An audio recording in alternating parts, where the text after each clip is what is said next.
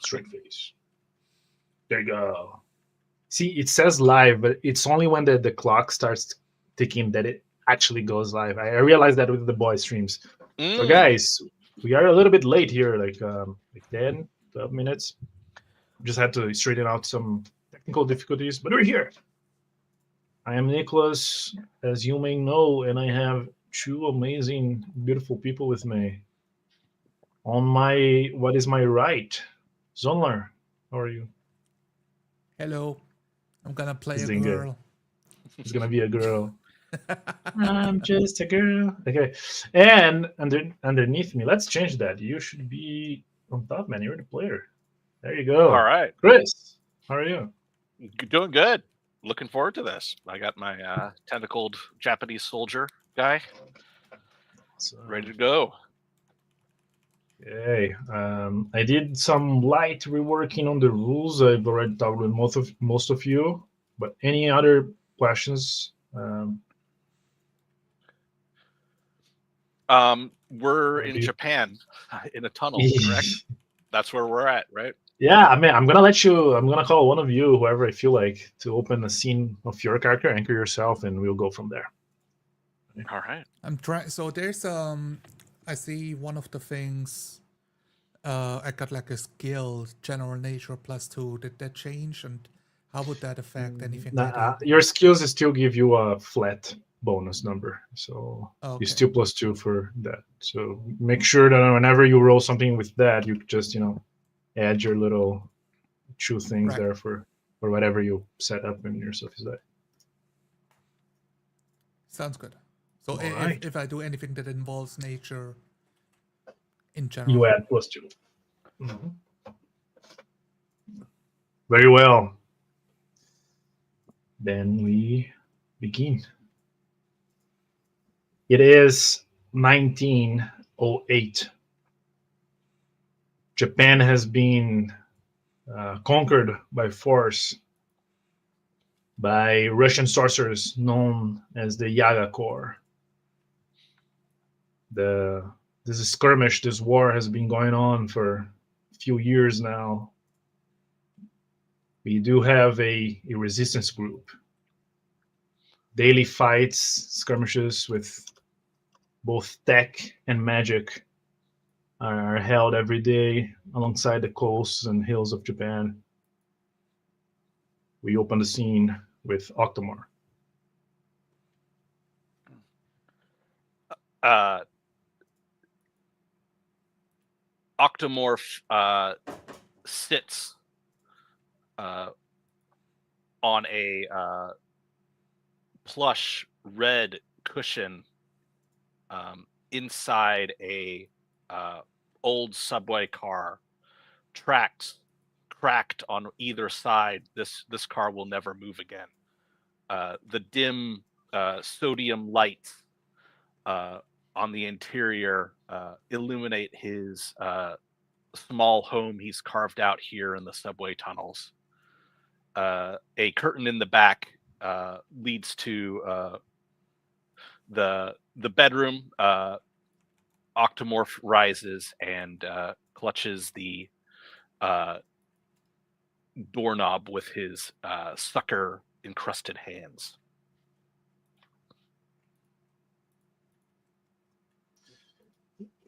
Uh, buzzing sounds of people walking back and forth. Some men in ragged uniforms carrying guns strapped together with tape and clearly scavenged material for war. I I step forward amid the bustle of the resistance base and begin to walk down the steps to the larger area where perhaps I can meet Mizumi. Mizumi.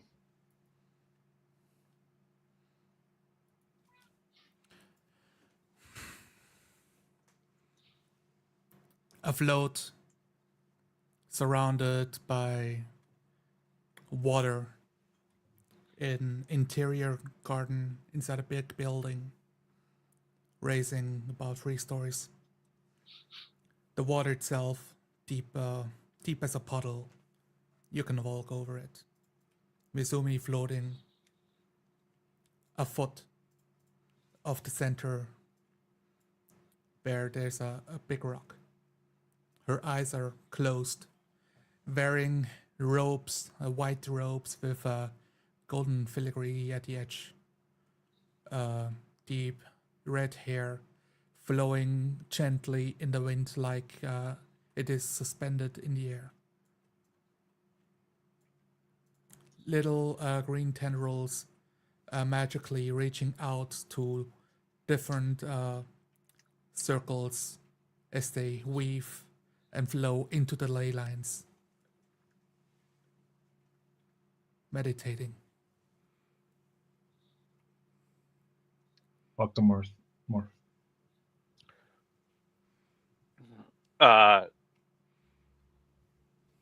Look, I look around the vast, bustling cavern that has been hollowed out, expanding the subway tunnels. I can see shimmering lights from above in the chamber, glancing down on several buildings within the space. Mizumi must be meditating. I walk forward, down deeper into the ground level of the enormous base chamber. I can see some flower pots being used to grow our foodstuffs, rice. Now that we can't visit the surface easily, I step forward, my eyes tracing across the meditation chamber I see up ahead.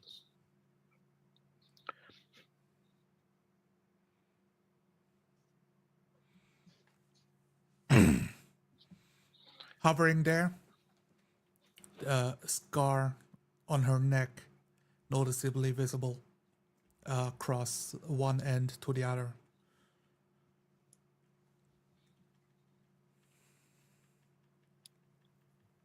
Breaking Noticing, the silence. A desperate voice. Lady Mizumi! Rushing in, 2 people carrying a wounded soldier on a hammock. His leg was blown off. He's still squirming with pain. The hammock blooded with dirt, with grit and blood.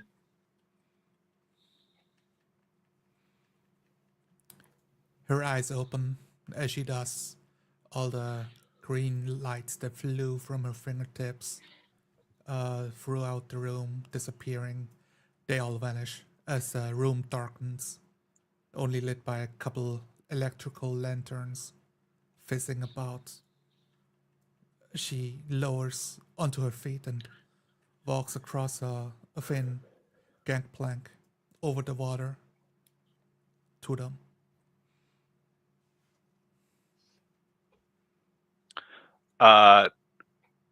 Walking through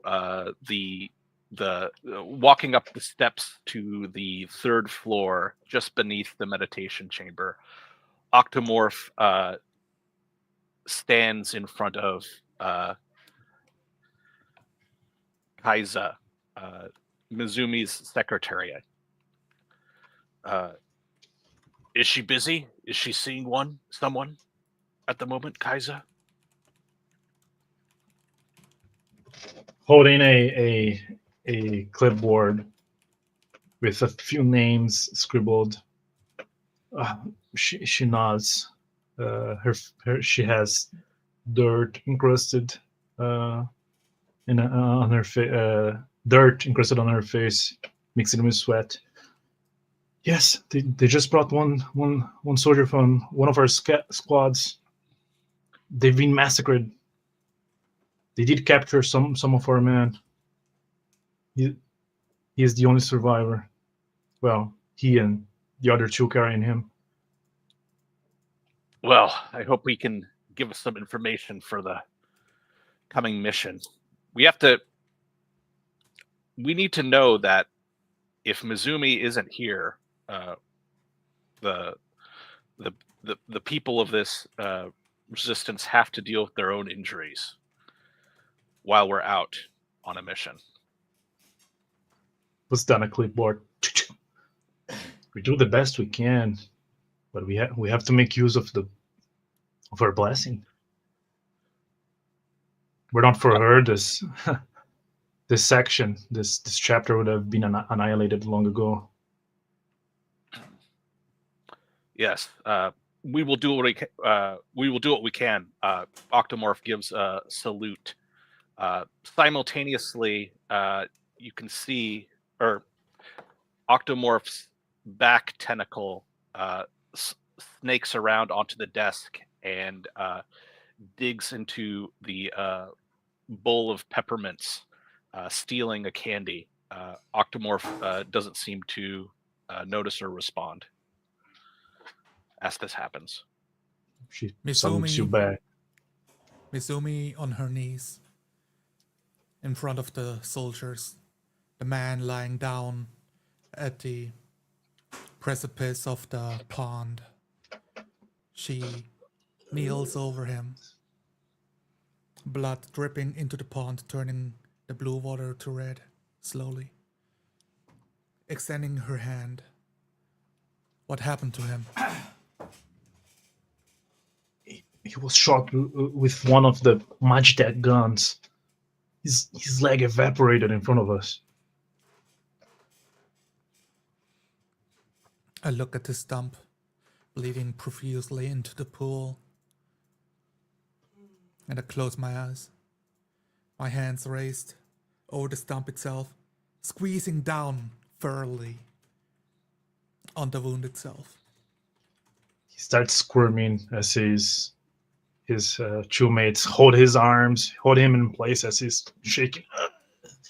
The other hand, from its inception, slowly hovering into thin air as blood pools out, turning the pond now completely red like wine, using her healing powers.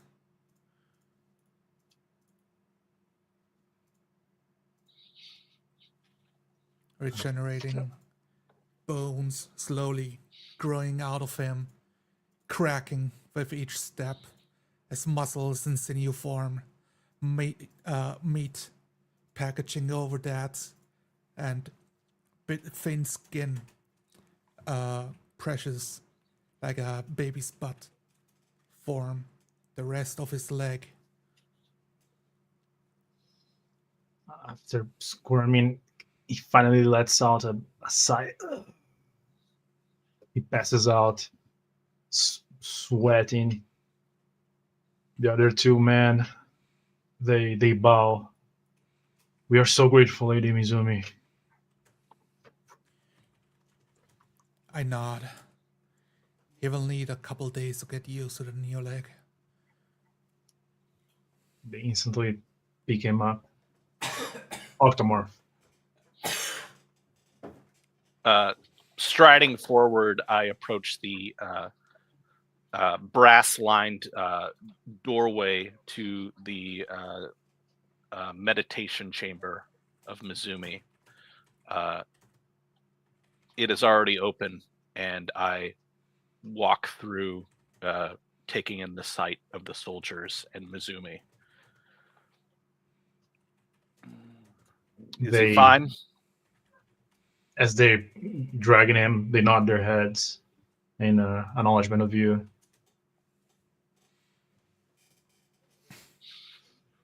I raise my head and meet your gaze, gently hovering onto my feet.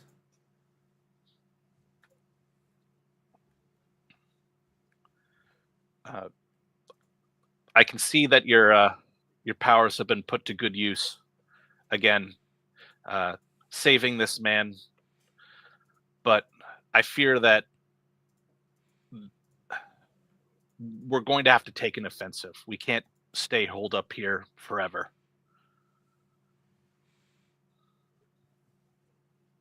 Her face does not change the impression. We've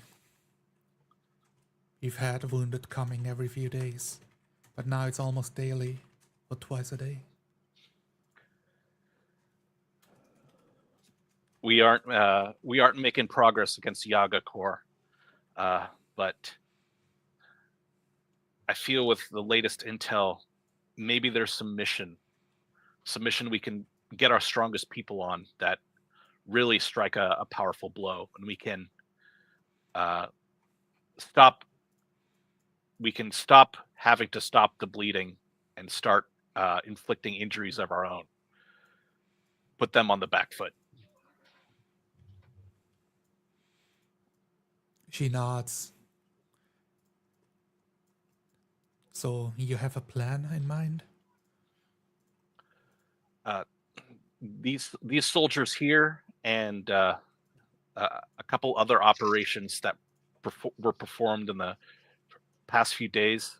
We have a lot of intel to pick through. I've got a binder with all the details in the briefing room. Would you care to join me? We can come up with a plan. She nods. Looking back to the meditation chamber, seeing some of the sigils still glowing, pulsating. The barriers should hold for a while before I have to return. I can join you.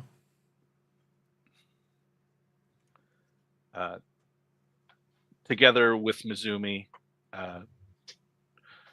I look to the exit of the meditation chamber, right across the hall, the briefing room. It's warm, inviting glow, a hot cocoa machine mounted on the far wall, plush desks, and tens of manila folders overflowing with schematics, details. On the central chamber, on the central table, a large map with an overlay of the city of Tokyo. I walk to the briefing room and pull a folder at random.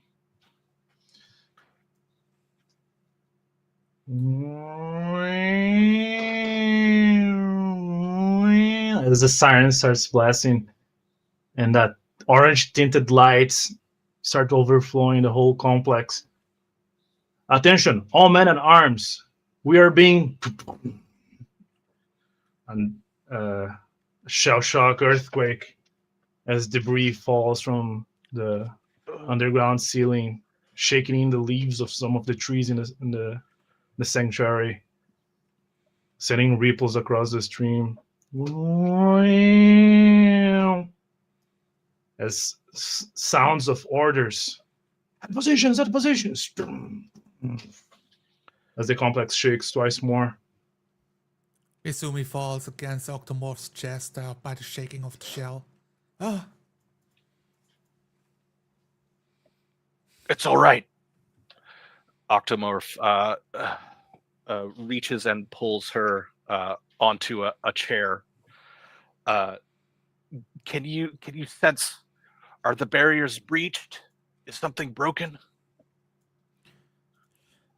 I can sense. She touches the table itself, and a ring of green light pulsates out the building and starts disappearing out of sight. As my heightened senses reaches to the barrier erected. It feels as water trying to pierce through an umbrella. Many vibrations coming from all directions as vines extend, protecting the hands, catching the blasts, getting blown little by little. It can sustain, but not for long. The barrier is holding, but it's taking sustained damage. We have to act, Octomorph. Is it the north side? We need to confront them. We need to get out of there. I rush into the hall and grab a bicycle mounted to the wall. It is west side, near the filtration systems. Okay. The siren's still blasting. Man carrying guns. Go, go, go to this. Go protect the south entrance. You go to the west. I proceed to the second floor window, or the fourth floor window, and I pull it open. I can see the ramp that we set up between the two buildings. I say, Mizumi, follow me. And I hop on the bicycle and I begin to ride it down the ramp through the cold, empty air of the interior chamber, riding the bicycle down towards the west. I reach my hand out and grab onto his tentacle firmly, floating gently off the ground, getting pulled along with him with my levitation. The sounds of skirmish get louder and louder. The many pipes and wires connecting diesel generators shaking on the walls. It's more debris falls with each shock. People organized, walking back and forth, using left and right side for different coming and going and coming, leaving the middle section open for machinery and a bike now. I slide to the top of the administration building and look downwards towards the street level. There's 2 jumps I'm going to have to make. I was always good on the bicycle, but this is going to be a real test.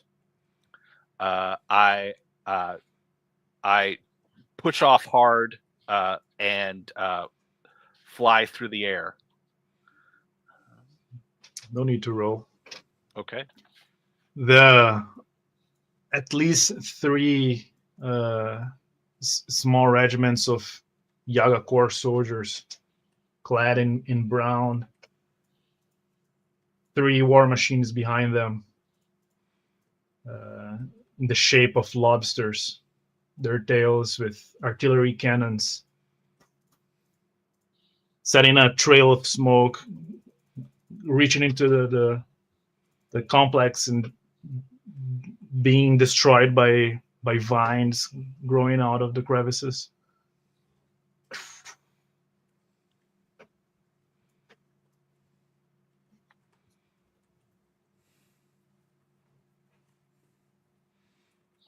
I try to gauge the size of these monstrosities. Squinting. Vaguely bus-sized war machines. I tumble off the bicycle and unfurl my tentacles fully along my back, almost making a spider shape, making me seem much larger than I truly am. All right, charge! Mizumi, hang on! I rush into battle against the Yaga Corp. Bullets flying, both sides, screaming, yelling, orders being barked. Some fire starts converging towards the flying bikeman. Holding on to one tentacle, I put my other hand over itself, whispering under my breath as a magical barrier starts to weave around the tentacles to create magical shield. Bullets flying towards Octomorph.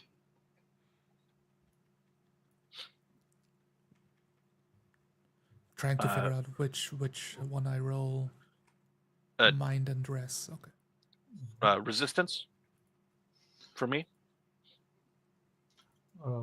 Just Barrier is easily. a 7. The bullets get ricocheted off of this magic barrier. Casings bent midair, flipping all around you. Octomorph.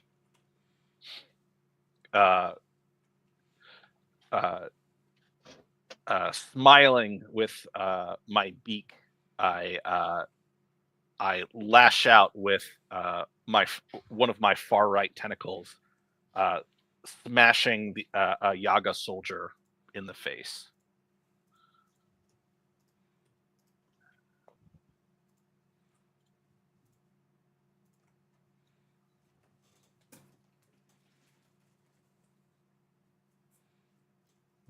Please roll. Sorry. Yeah, sorry.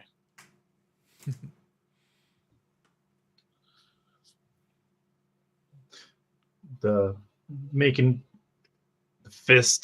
tentacle fist making contact with the soldier. Please roll damage.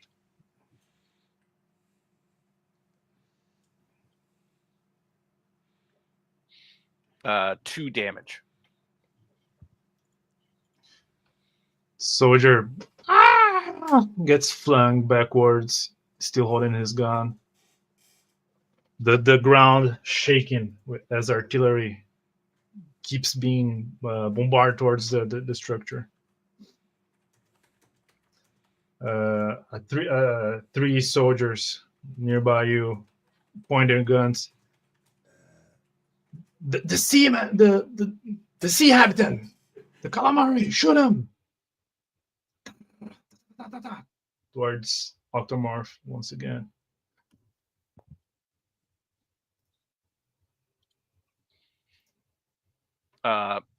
Octomorph brings his tentacles close, attempting to shield the core of his body from this blast.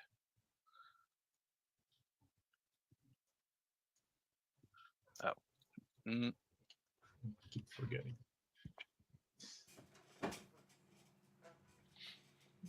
Bullets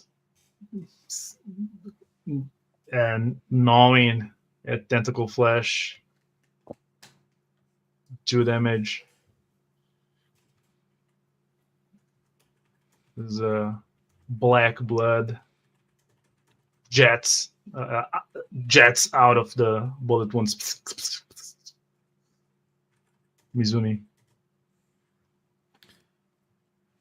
Now much closer range. My head whipping back on the impact of the artillery shells of those crab-like creatures. I look back at the soldiers. These monsters had to pick for me. And I cast a spell out of my fingertips, raising a rose, and I grab its petals and hold it firmly as its stem extends into a whip. And I whip it once across the air towards the soldiers shooting at us. Needles shooting out of the rose stem, prickling projectiles in their direction. Pew, pew, pew, pew, pew.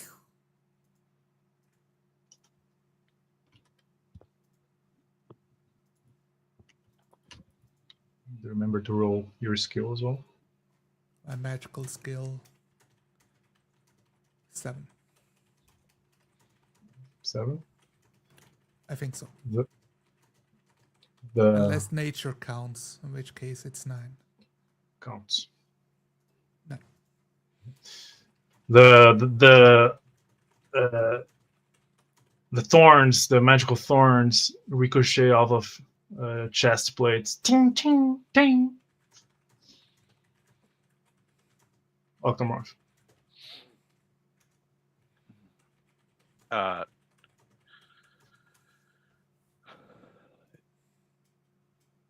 Octomorph charges forward, not paying any mind to the loss of one of his tentacles, shot off and wriggling in the battlefield. He strikes again at a Yaga soldier, attempting to grapple him, encircling him with a tentacle.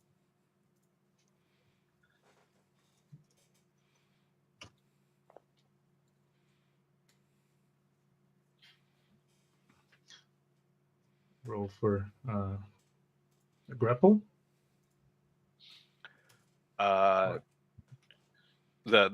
grapple rips and tears, squeezing the Yaga soldier and hurting him.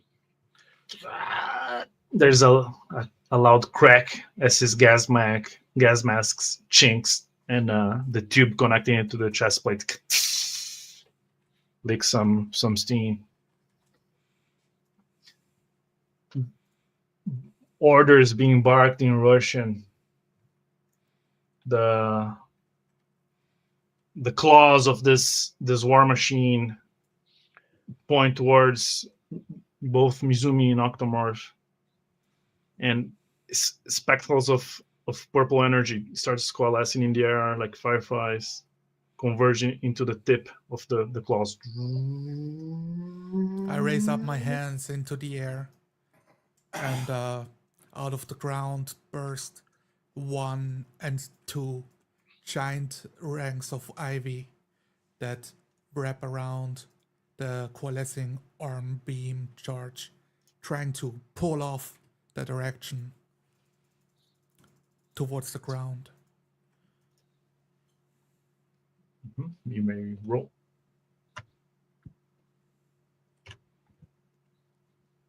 Would you count this as a direct strike spell or barrier? Spellcrafting, intelligence, mine and intelligence.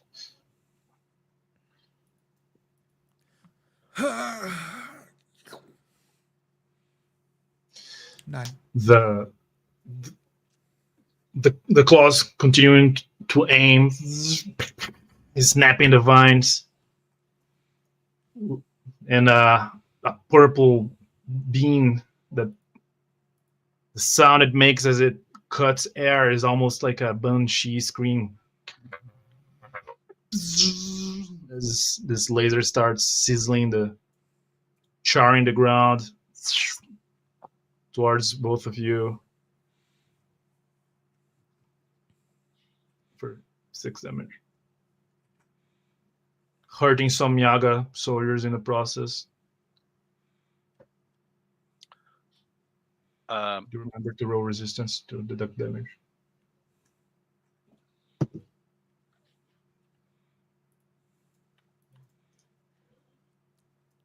Shielding my eyes, trying to roll out of the way, taking most of it for casting the spell. The laser stops. There's a loud as it cuts off immediately. Octomorph. Charred bodies of Yaga Corp caught in the laser around you.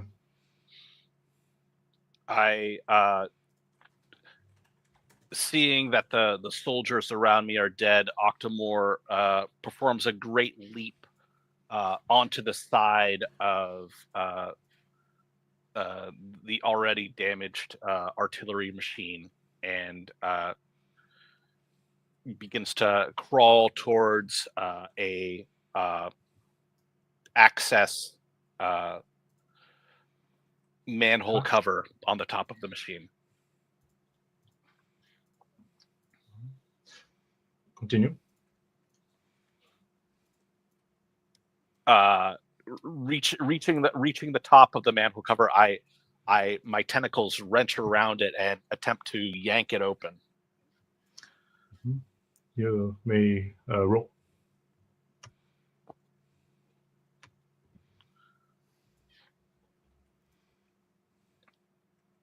That would be 11.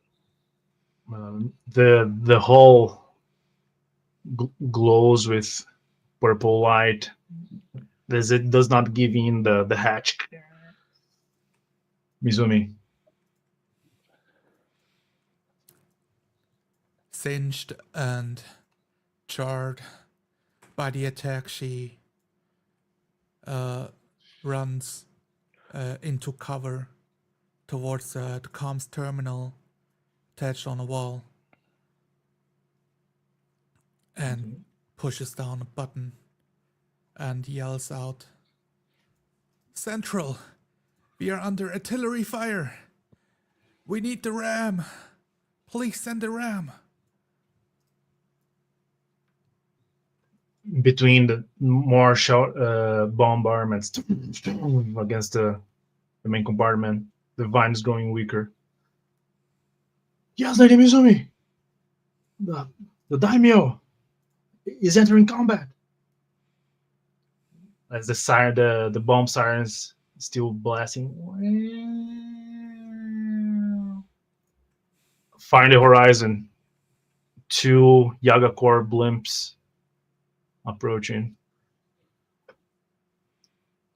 The Yaga war machine underneath Octomorph raises its laser claw, trying to bash against its own back.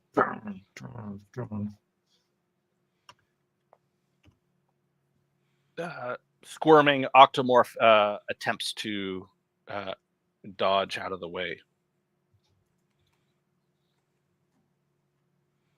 and fails. The claw smushing against soft octopus flesh for 6 damage. 2 more of Octomorph's tentacles are severed. The other 2 war machines keep on bombarding, focusing against the magic barrier. Mizumi. My magic is too weak for these monsters. Some of my wounds start to close, and the singe marks abate a little bit with my regeneration. Starts taking effect. I look over the barrier, see Octomorph in Mortal Kombat getting bashed around. And I reach out to cast another barrier in his direction, shielding his shoulder and torso with a magical ivy weave bark skin.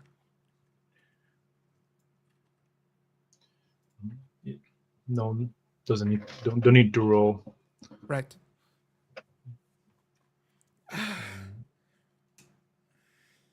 How much is your intelligence? 1. You get a plus D4. The magic barrier growing around you gives you an extra D4 for resistance. The main doors of the complex starts hissing, now dented with bullet wounds, with bullets. Slowly starts opening. As the comms, the daimyo is entering combat. He's mounting the ram. Togitaragara is with us.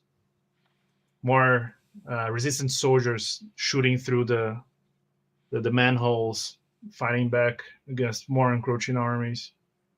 The blimps a little bit closer now. Octomorph.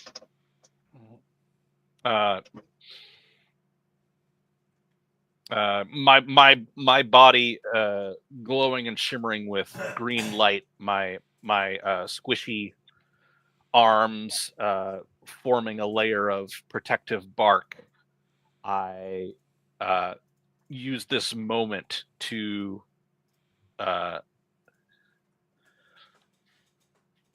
crawl down towards the exterior eye lenses of the artillery device and attempt to bash them out with my fists.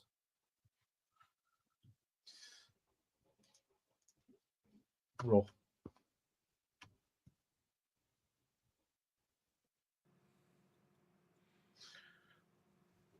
The bulletproof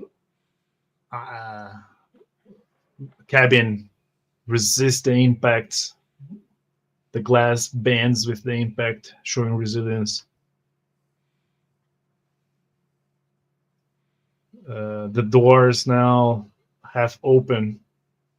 There is a roar, a mechanical roar of an engine, and mounted on a mechanized ram, stolen tech from Yaga Corp, a man wearing a traditional samurai gear.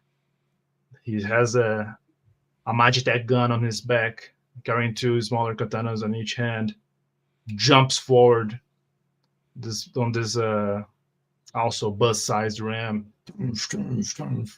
carrying banners of the resistance. Mizumi. I yell out, Togi-san! Elated that he has arrived. Look around at the enemies I see, the blimps floating above, and start forming another spell in my hands. And I raise out a cactus from the ground as it stands up with its arms up and down. And the cactus starts pointing at the blimp and starts spinning real fast, shooting up needles through long distances, disappearing like little pinpricks into the blimp.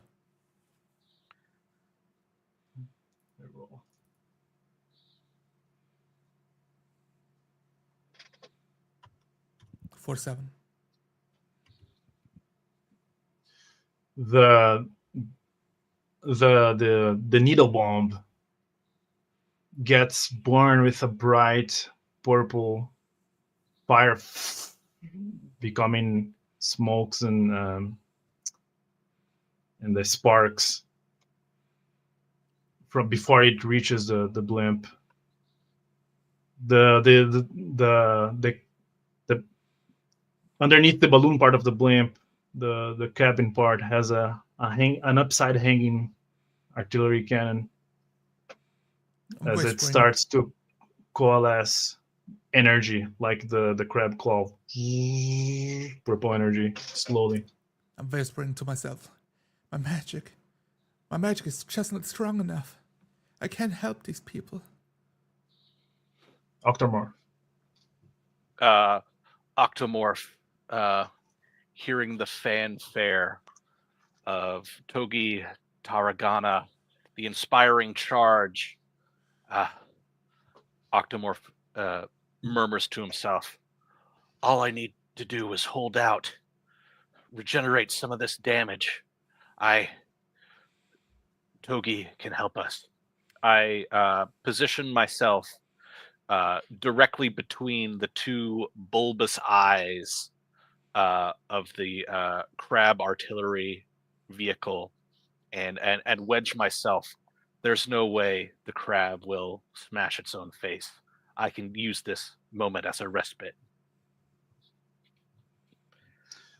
The lobster cannon, artillery cannon, focusing now all on the daimyo, regenerating its laser guns as well. Magitech lasers distracted. The daimyo leaping almost like a knight on the mechanized ram, stomping the other two lobster cannons. More resistance soldiers starts pouring into the battlefield, spreading into little squads. all very organized. With the vast distance between the blimp and our location, my fist, they crunch, feeble. I hold back tears. I must stop them. I must, and reach out with my hands to the air. The cactus itself dissipating as I absorb its magical energy again to form a barrier up into the sky. Waves of ivy slowly weaving far up into the air, creating a makeshift dome, dancing up more and more. Hopefully, it will be enough to stop The the blimp Magitech guns fire as soon as the dome closes its last gap. Once again, the banshee scream of the unnatural laser hissing through the air. 5. Breaches a hole through the barrier, hitting the base as chunks of stone are being flung all directions, sizzling with purple smoke. And the barrier starts consume itself from the hole in this purplish flame. Octomorph. Position between the two eye lenses of the lobster cannon. The several of Octomorph's tentacles, given this brief moment, begin to grow and fill back out, leaving a immense occluded mucus stain on the surface of the lenses. I leap off, attempting to join Mizumi's side. I feel I can't do anything against these octo cannons. The daimyo dancing with the mechanical ram, trying to stomp down the one of the lobsters.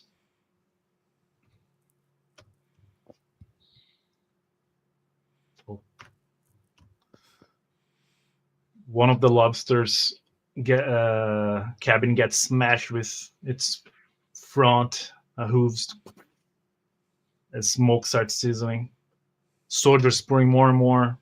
The Mizumi secretary hurries up, coming out of the structure. We are evacuating. We have to run. Lady Mizumi, you have to evacuate with the others. They're going to hold the assault. In the sky, the second blimp now charging. I feel the pull of my secretary, Kasia. Say, I cannot let them. I cannot leave without them, Cas. I have to stay. I have to make sure the civilians can all leave. And I press my hand over hers and I squeeze it. Go with them. I will be right behind you with the last of them. Give her a long look in her eyes. Like pleading. Octomorph.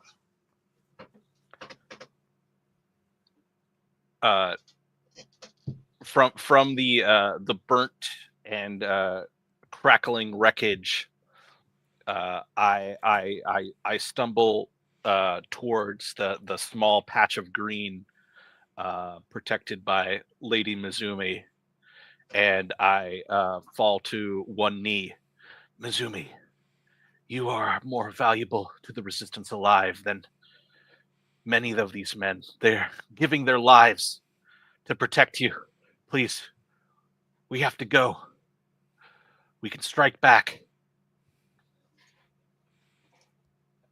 I whirl around to look him in the eye as he's kneeling down in front of me.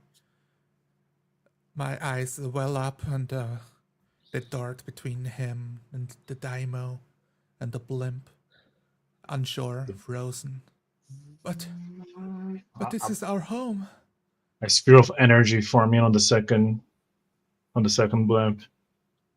Daimyo barking orders. Retreat! Scatter! As it leaps from his mechanical ramp from the second lobster, trying to get a name on him as well. I turn towards the huge inky black mining tunnel to the east, leading into the maze-like and undiscovered layline tunnels. The attacks have already destroyed many of the power structures, so the lights are flickering and in emergency orange. Mizumi, I can carry you. Please make the decision. She swallows. The assistant's dragging you out of position, pointing towards the blimp. We have to scatter. As the laser screeches through the air, trying to zigzag towards the big mass of resistance soldiers.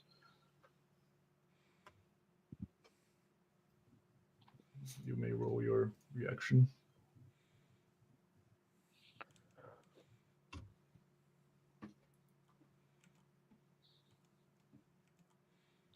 A reaction die. Your dodge, or well, it's your reaction. Oh, is it hitting? Is it hitting us? Okay. Mm-hmm. Holding up a wall of protective tentacles. 5 damage. Hesitating too long as she says, "Yes, we have to read." A big blast hits her and throws her against the wall, tearing into her kimono outfit and almost knocking her unconscious, bleeding heavily. She's moaning under her breath. Ah! Dark purple miasma covering the battlefield now after the laser is done. Impossible to see ahead or above, only behind now.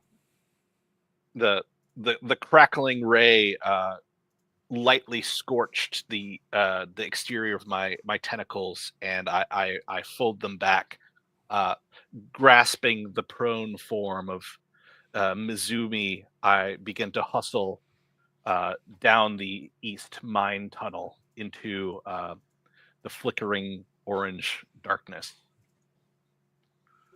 The sounds of war behind. The bomb sirens and the roar engine of the mechanical ram left behind. More and more soldiers are aiding other refugees through the tunnels. Go! We're gonna collapse the entrance. Everybody in. Still a curtain of dark purple smoke from where the laser crossed the. Mizumi's eyes flickering awake again as she moans in pain, focusing her magical strength over the wounds for multiple concussive impacts and some of the stray laser fire scorching her, closing the wounds.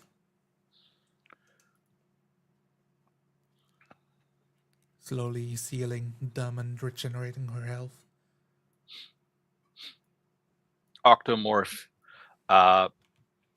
carrying her form as it regenerates through the increasingly narrow tunnels, small side chambers abandoned with the foodstuffs and other artifacts of life as the refugees flee out into the honeycomb chambers. A man with a mechanized arm with a huge generator strapped onto his belt. Octomorph, can you guide them through the ley lines? I've only done it once before. The ley lines, I have no magic talent. I don't know if Mizumi is awake yet, but I'll try. I look forward to one of the ley line tunnels. Keep running in, dip in. We need to collapse the entrance. Buy us some time. As more and more people are being rushed through this black tunnel. The lights flickering with each bombshell. Mizumi grasping onto Octomorph's outfit. I'm okay, Octo. Getting her onto her feet, floating over the ground, looking back at the entrance. Did the daimyo arrive? I haven't seen him. I don't know. More bombshells. He may still be out there. The man setting up explosives in the entrance. Come on, everybody. Go deeper inside. A nod. And I close my eyes to run, touch, trace my fingertips along the walls, gently hovering over the wall itself, up and down, until a little, like an artery, flashes green as I touch it and then disappears again. I trace my fingertips back towards it, using my supernatural touch. I found it. The root-like structure, as if it was a map in front of you in your mind. And my eyes closed, I yell out, "Follow me! I will lead you to safety!" As I follow the strongest nodes towards the nexus, along the ley lines. As the whole mineshaft shakes, the lights hung on the ceiling blink, flashes in and out, some fall down, breaking. A lot of the dirt cloud in the tunnels as voices are being barked. Keep on pressing, the entrance has collapsed. I stride side by side with Mizumi, clicking on a flashlight as I hustle along with her. Some other people carrying lanterns as well. Supernatural green glow every time my finger touches the ley line, illuminating pulsations between me losing track and connecting back to it again.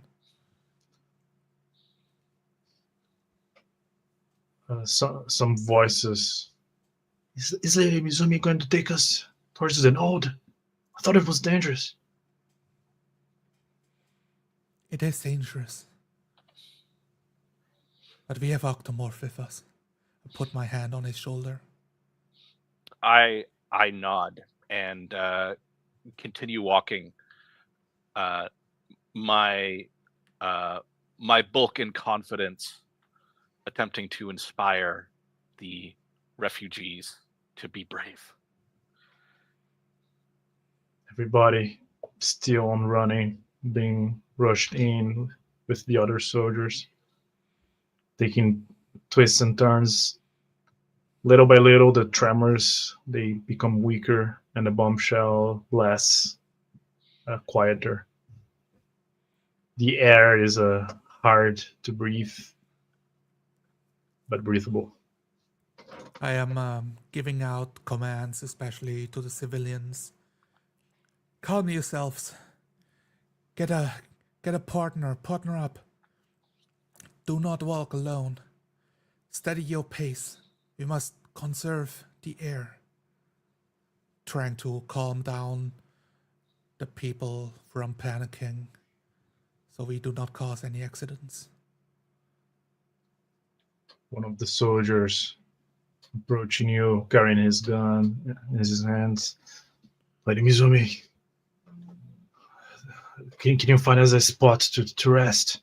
See if we have to heal any wounded and make a better plan. We've lost connection with the daimyo, but we can set up a radio station, get in contact with the other clusters.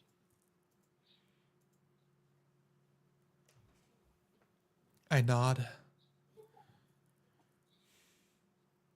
And I point to rest.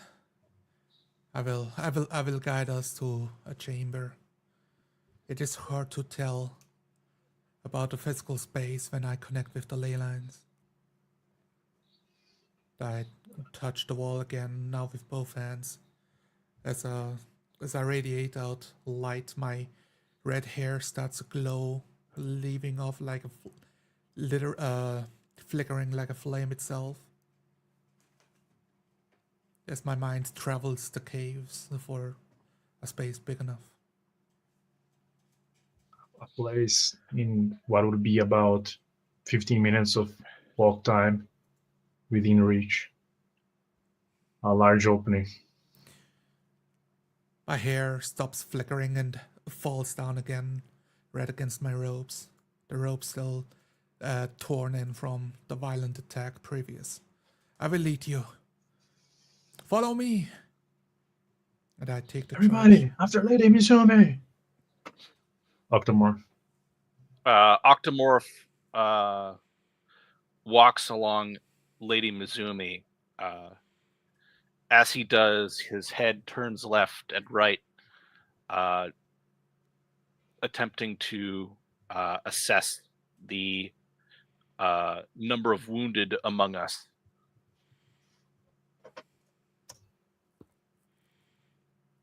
About 5 grievously wounded being carried by other people. Missing limbs, open gashes. Not good. Soon enough, a large opening in a natural cave. After 15 minutes of walk time. We will have to climb down at the entrance. It's a bit steep, but it's a big white spot. Looking over the precipice as the tunnel opens up wide. It's a cliffside about 20 feet down. All the fighters are quick to set up lights, set up little stations for radio stations and all the other tools for camping and healing. Second. Using my up the magic wounded. to carpet the wall itself with ivy for people to climb down safely. And helping the wounded to get lowered. Some grunts of effort and pain. After a while, the camp is set.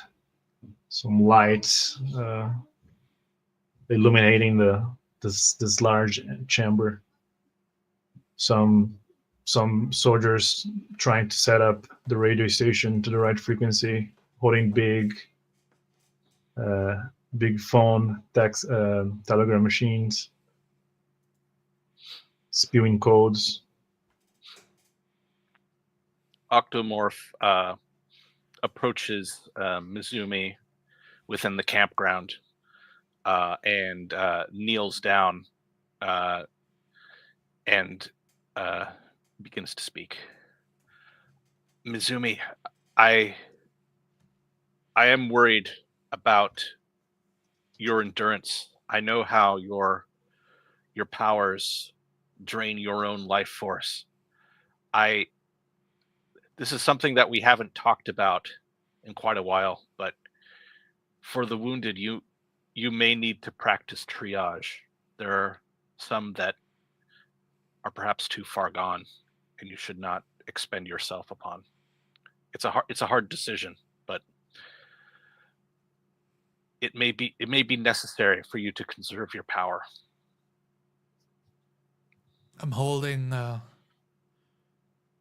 an unconscious grandmother in my arms, blood pouring from her forehead, looking at Octomorph. I will not let them stay behind. I have to heal them now, or it will be too late. As my fingertips start glowing again, expending There's my energy into her. a very young girl next to the grandmother. Her face covered in dirt leaves a tear marks on her cheeks.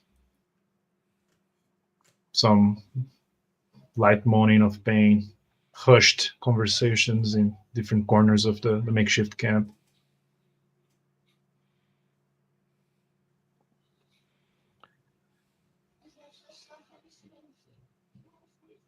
Octomorph sits down beside this healing triage tent, and from his knapsack he pulls out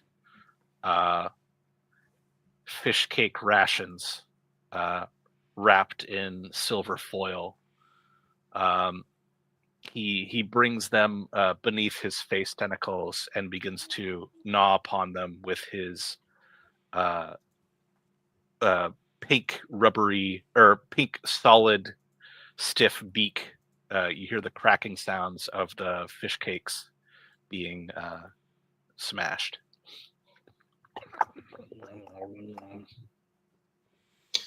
The grandma, unconscious but moaning silently, whispering names. Her wounds are knitting together and healing over. I wipe off the blood from the forehead, seeing the scar visible of where the healing is taking place. I tell the young child, bring her some water. Your granny will be all right. Gently The young placing girls her onto one of the by the launch. triage pillows. The young girl launches herself at your neck, hugging you tight, sobbing. Thank you so much. Shocked by physical contact, I hold my hands up, frozen in place like a statue, before I soften up. A resistance fighter, Octomorph, approaches you from behind. Octomorph, sir. He points towards the radio station, the impromptu radio station. You should come here. You need to check this. Very well, I say. As I walk, I peel off the captain's cap, and with a tentacle, I reach to a canteen filled with seawater. I place it over her head and pour a refreshing spritz of seawater on my tentacled face as I walk over to the radio room. The tech, the responsible for the tech, holding a very large headset as he's pressing some knobs, adjusting some dials. The Hokkaido cluster, the sea base cluster, has been attacked. It's an all-out attack on all the clusters. Carolina, we have no contact of General Carolina, of the Hokkaido cluster. I pursed my hands together and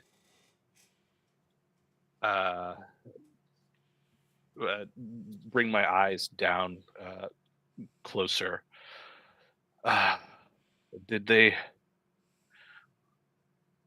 Was it the same kind of attack? Was it the lobster vehicles? Some paper being printed as information is being relayed. Yes, all using the same Magitech. It's new. It's incredibly powerful. I feel that I know Coralina, and I know that she could have possibly escaped into the sea, but honestly, it's there's a chance that she was killed. Mizumi. Walking among the people, triaging, taking Octomor's advice to heart, exchanging bandages and whispering words of bravery. Some women aiding you in whatever way they can find, bringing in wet towels, trying to bandage people as well, aiding them. One of the young women, Lady Mizumi, are you tired? I look at her with a thin smile on my face. Yes, I am. Was it that obvious? A nervous laughter back. Please, you can eat some of the rations. Take a rest. We can take care of the rest. She nods and gives her thanks. Takes a seat on the cabin floor near the All ration tent. around the camp, as they're handing balls of stew made from rations. There's no sign of Kaisa, the secretary. Back to Octomorph. Octomorph stands and walks away from the radio nook, pensive,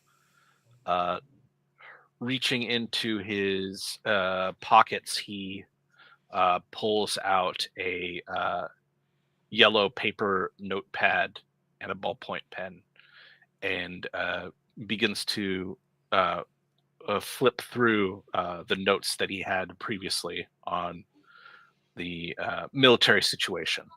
Small scrawled diagrams, maps, notes on force movements. This is all the information we had at the time. Octomorph murmurs to himself as he walks, engrossed in notions of a counterattack. Mizumi. Feeding herself with the soup, looking over her thoughts, hanging onto her secretary, looking over the faces, realizing she's not among them. A sadness overcomes her. More bowls of grub stew being handed around. People are getting to a state of relaxation about now. Adrenaline ran off. One of the guy in the communications, he pulls out his large headset. We have bad news, echoes through the chamber. They've captured the daimyo. One of Octomorph's tentacles clench, squirming around in a circle, enraged. No! There's a ransom. Their general. I'm just getting the info here. He pulls back the headset and starts reading the paper, crossing off against the code to decrypt the message. He looks pale. They want, points to Mizumi. They want you, Lady Mizumi. They want to trade the daimyo. People gasp. Someone drops their ration.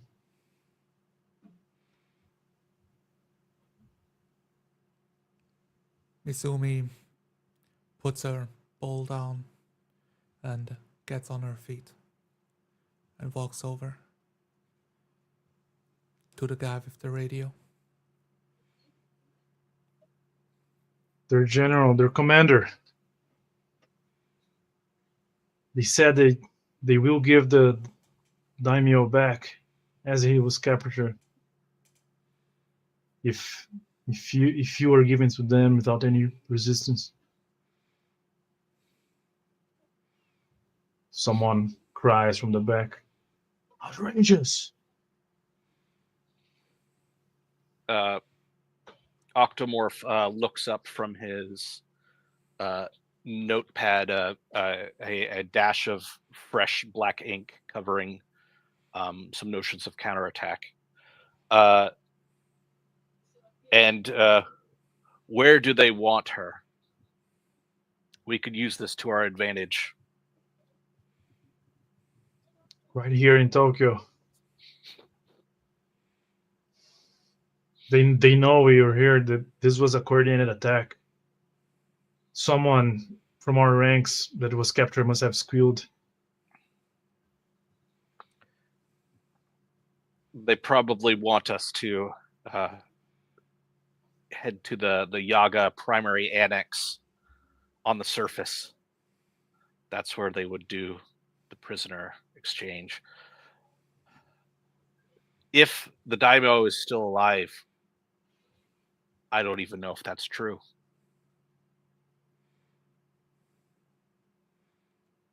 He nods, he shrugs, sweat dripping from his forehead, the paper still being.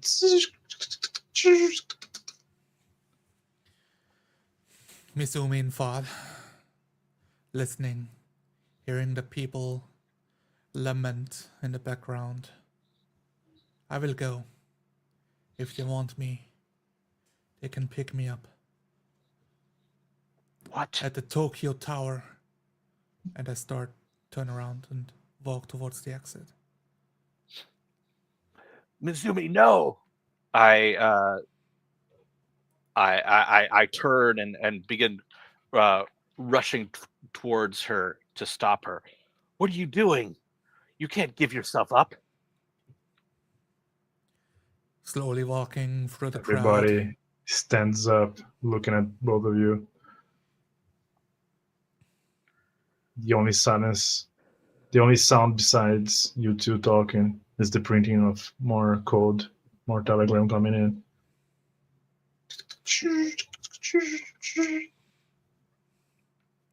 The people You can't need a go. leader. Another soldier. The daimyo sacrificed himself because of you.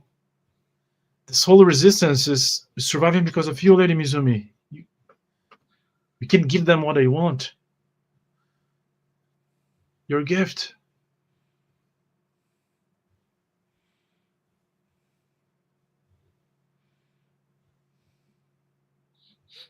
A tentacled arm reaffixes the captain's cap on Octomorph's head as he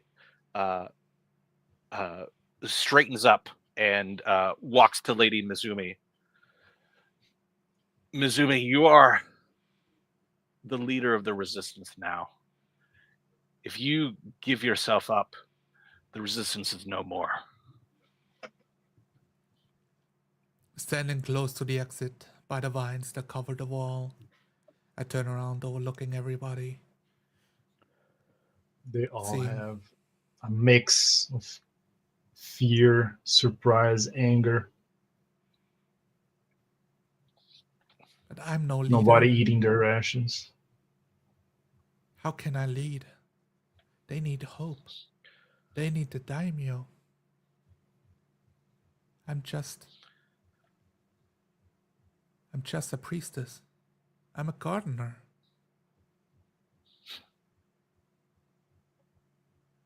You're so much more than that. You are our hope. You're the one that crafted the barriers that have protected us for so long. We would be dead 100 times over if not for you. And we can fight back. We don't have to give up. If you give yourself up, the daimyo, it will be a great humiliation for the entire resistance. Our morale would be broken. To give yourself up is to give the resistance up.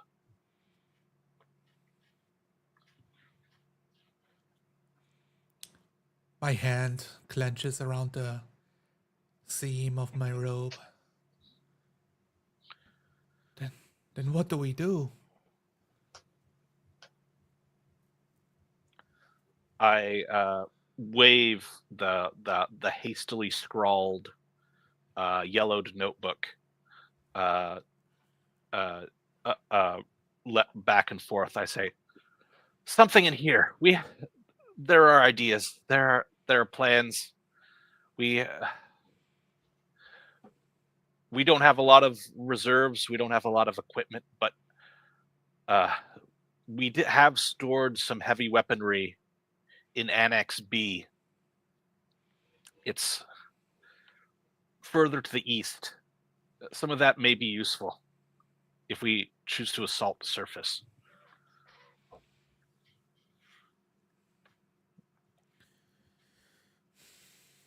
My hand relaxes. You're right, Octomorph. We do need to act. Surrender is not an option. Look over the people. Take heart. They may take the country, but they cannot take your soul. They cannot take your heart. Protect it with everything you've got. Protect the Japanese spirit within us all. Some people with tears in their faces.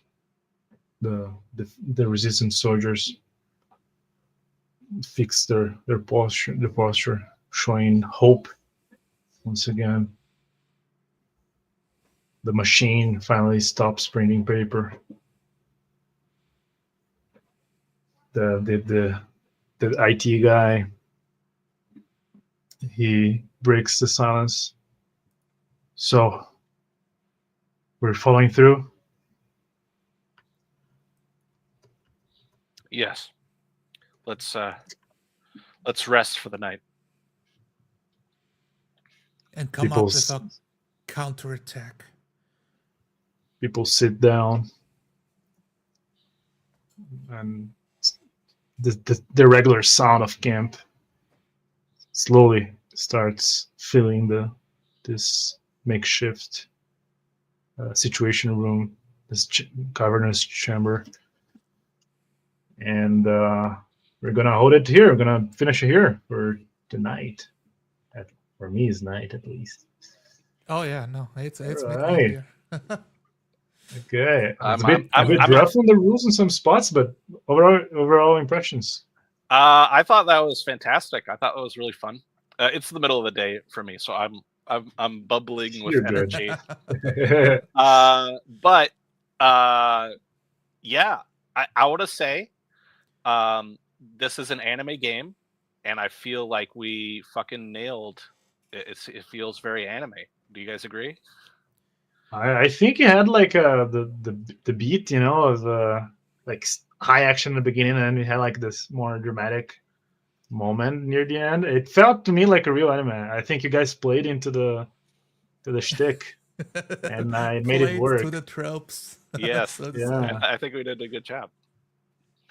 There was a lot of It did not go how I expected it could go.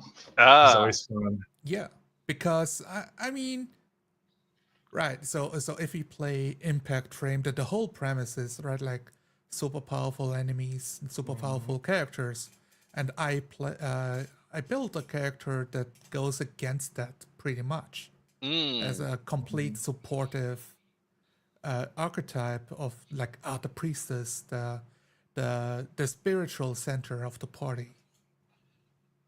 Yeah. So and I felt that during combat very much. I mean, you also rolled a I mean, d12. you did but roll had bad. a 12 every single time or something. I don't know what was going on. Yeah. Well, I thought that was good because It's the Russian people, you know. It's like Yeah. all of them channeling their energies. yeah. I thought that the crab or lobster vehicles were really great, and I Yeah. did appreciate that these initial enemies were strong. I feel like Yes. if you had made them weaker, it could have been just like not set the stakes for the rest of the story correctly, which is basically like if we had easily dispatched them, like, oh, there's 20 soldiers, I beat them up kind of like as a fun thing. Yeah. Like that, I feel like that wouldn't have raised the stakes.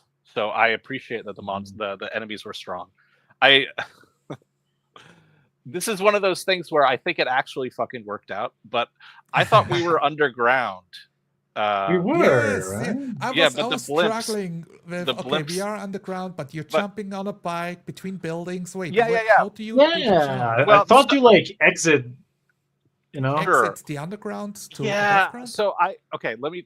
I thought it was like describe- against a cliff face, you know. So when you go outside, you're in the open, something like that. That's how I kind of envision it. Yeah, like a wall.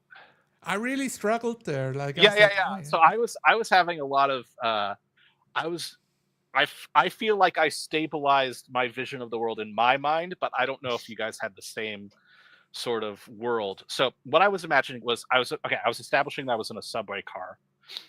And Yeah. then Zonalar, you established that you were on the you were on the 4th floor of a building. So I've like the building itself is 4 stories tall, but I'm at the lowest one. It's just like it's gigantic horizontally. It's like all open, you know, like a massive dome that's underground.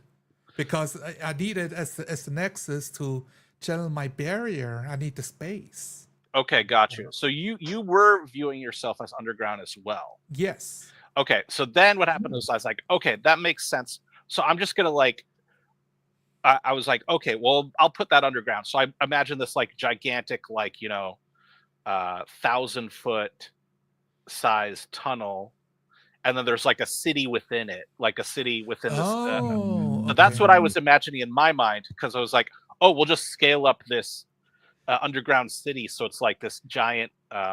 There's like that, that's in science fiction sometimes, which is like the immense domed city where it's kind of like there's all this open space. So I was imagining more like a complex of like repurposed old tunnels, like subway tunnels or something like that. Maybe with like some larger chambers. Yeah, well, that was my first impression. Yeah, that was what my original thought was too. But then I was like, I need to modify what I was thinking to accommodate what Zonalar said, which was she was in a building. And I thought you were on the 4th floor, but you were just saying that it was a 4-story building. So I was like, okay, there's a building inside the cavern. How do I describe the size of a place? So using levels to describe how big it is. Okay. So you were describing an immense, like, water-filled chamber. Yeah. Oh, okay. I was imagining somehow like a building with multiple floors, and then the top one was the chamber. Okay. See, That would also work, but Yeah. So this is, but okay, this is how bytescaping is so important because since we go off, we have some ideas like okay, we're playing underground, we're playing in Tokyo, Neo Tokyo, Fantasy Tokyo, yeah, like 100 years ago. It's still kind of cool and awesome. yeah, So how do I? And I want the spots to be like this is a nexus of where I yeah, can reach out to keep the barrier up. It's also like, is it the nexus of the ley lines? I don't know. It could also be that, but I want to give it like this serene place, completely yeah, underground. If there's some Yeah. water on it, and you know, like I can visualize the ley lines on. I along figured the that dome you walls. slowly made that place into a grove. You know, that's kind of what I thought yeah, Yes. it was. You know, yeah. So when the blimps were introduced, I was like, wait a second. Yes. How? But it was actually oddly consistent with what I was imagining, because I was imagining like this like gigantic cavern. So like conceivably there could be blimps inside of that it. could be, How did the which blimps get would be there? cool too. Yeah. How did the blimps get in there? I don't know. Like, but it They was totally they fine. inflated after they got inside. Yeah, Yeah. which is incredible. I kind of like, okay, I need to suspend my disbelief here and Sure. be like, okay, we are outside now. We have exited the tunnels to reach the filtration systems, because if they go boom, we cannot support a city. So I was like trying to re-narrate it in my head. By the way, just Bleaknik, which he changed his name now. He's non-Bleaker. He's a new man, but Non-bleaker. he's supporting you. See, a lot of shonen have the supportive Go character. It's good to have a focus on that archetype instead of her being secondary. And I did not plan that, but in the way I realized, wait a second, like Mizumi is basically like this immortal healer that's such a massive like leverage, or like such a massive pivot in a war. Like, and again, I did not plan that. Yeah. But we opened the scene with like this. We said, "Oh, a squad has been like struck down, and they captured some guys." So I thought, "Oh, they probably tortured this guy for info," you know. So like that's how they're like learning the information of the cluster bases, and they learn about Mizumi. Like, oh, they have like this immortal healer. We can use that, and it all like kind of went around that way, and kind of set your character up to be like a main character too. And it was all accidental. The only thing they knew is the base is gonna get attacked like the first 10 so minutes. That's the only thing I knew. And I had like a lobster, because they're gonna attack with artillery, a blimp. They're gonna have like the magitech, and maybe the commander. He did not ended up having a confrontation, but like I had a commander. If you beat enough lobsters, the commander will come out to join Yeah. the lobster party. Yeah.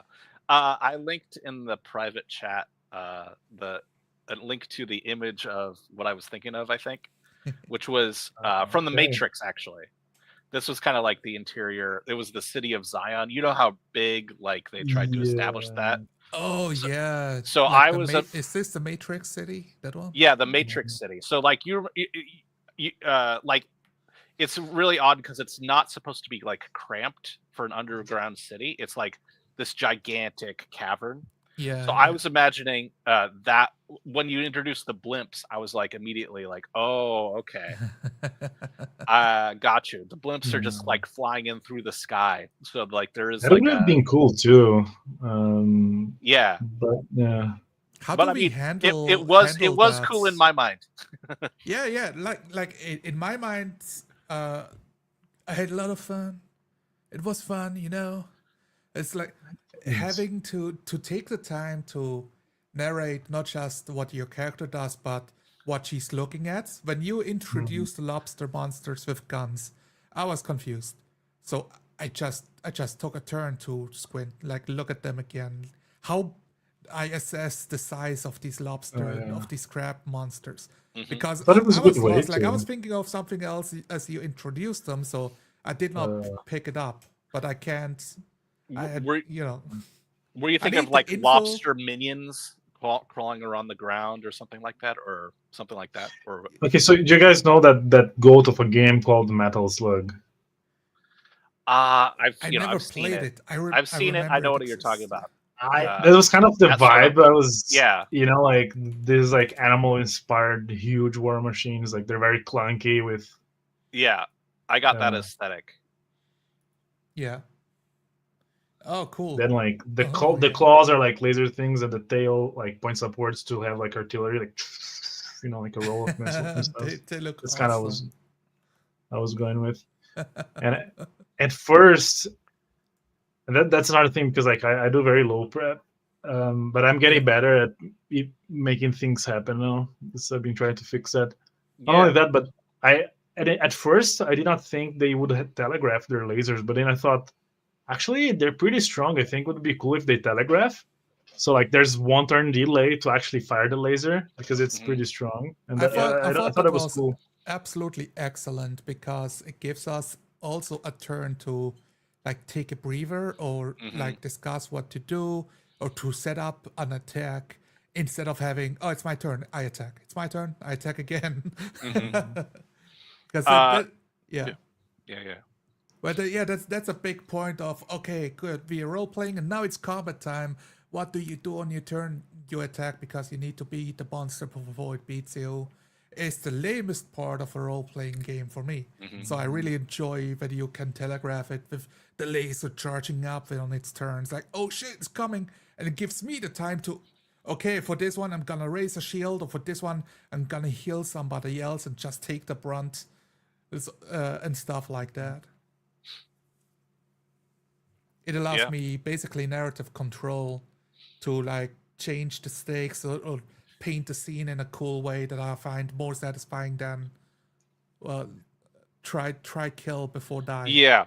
You did mention during our session 0 Zonalar that that was kind of like a big that can be a big issue when you're doing combat in general. Right, It's yeah. just that it's like a lot of times when you're doing kind of like even like creative combat like this, where we're kind of like coming up with our own descriptions, it's going to be I like shoot Kamehameha and I use I my punch. explosive laser discs. Yeah, I punch even harder this time, or something like that. Like where it's like that.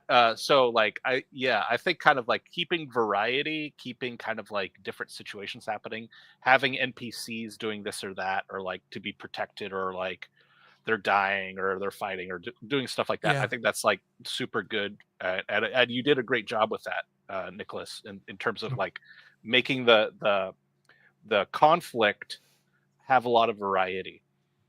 So I commend you for that. Excellent. Oh, thank you. I want to ask kind of a question. So I tried to do a lot of co-creation during this session. Was there any time that like the co-creation kind of like stepped on your toes, or it was like disruptive or anything like that? None Have you been whatsoever. violated, Nicholas? I have not been. I stand unviolated. Okay, So cool. Thank you for that. All right, cool. Yeah, I was doing it a bunch, but I wasn't sure if I was like stepping on anything. So I'm glad I wasn't. I mean, I have the same question. Was I going too hard when I healed the leg at the start? No, because you have healing powers. I would like right? heavy metal there. Like, okay, let's explain every single muscle. Yeah, no, I Yeah. think it's good because I was going for like a more like greedy thing. You know, I think we Yeah. kind of orbited towards that during session 0, right?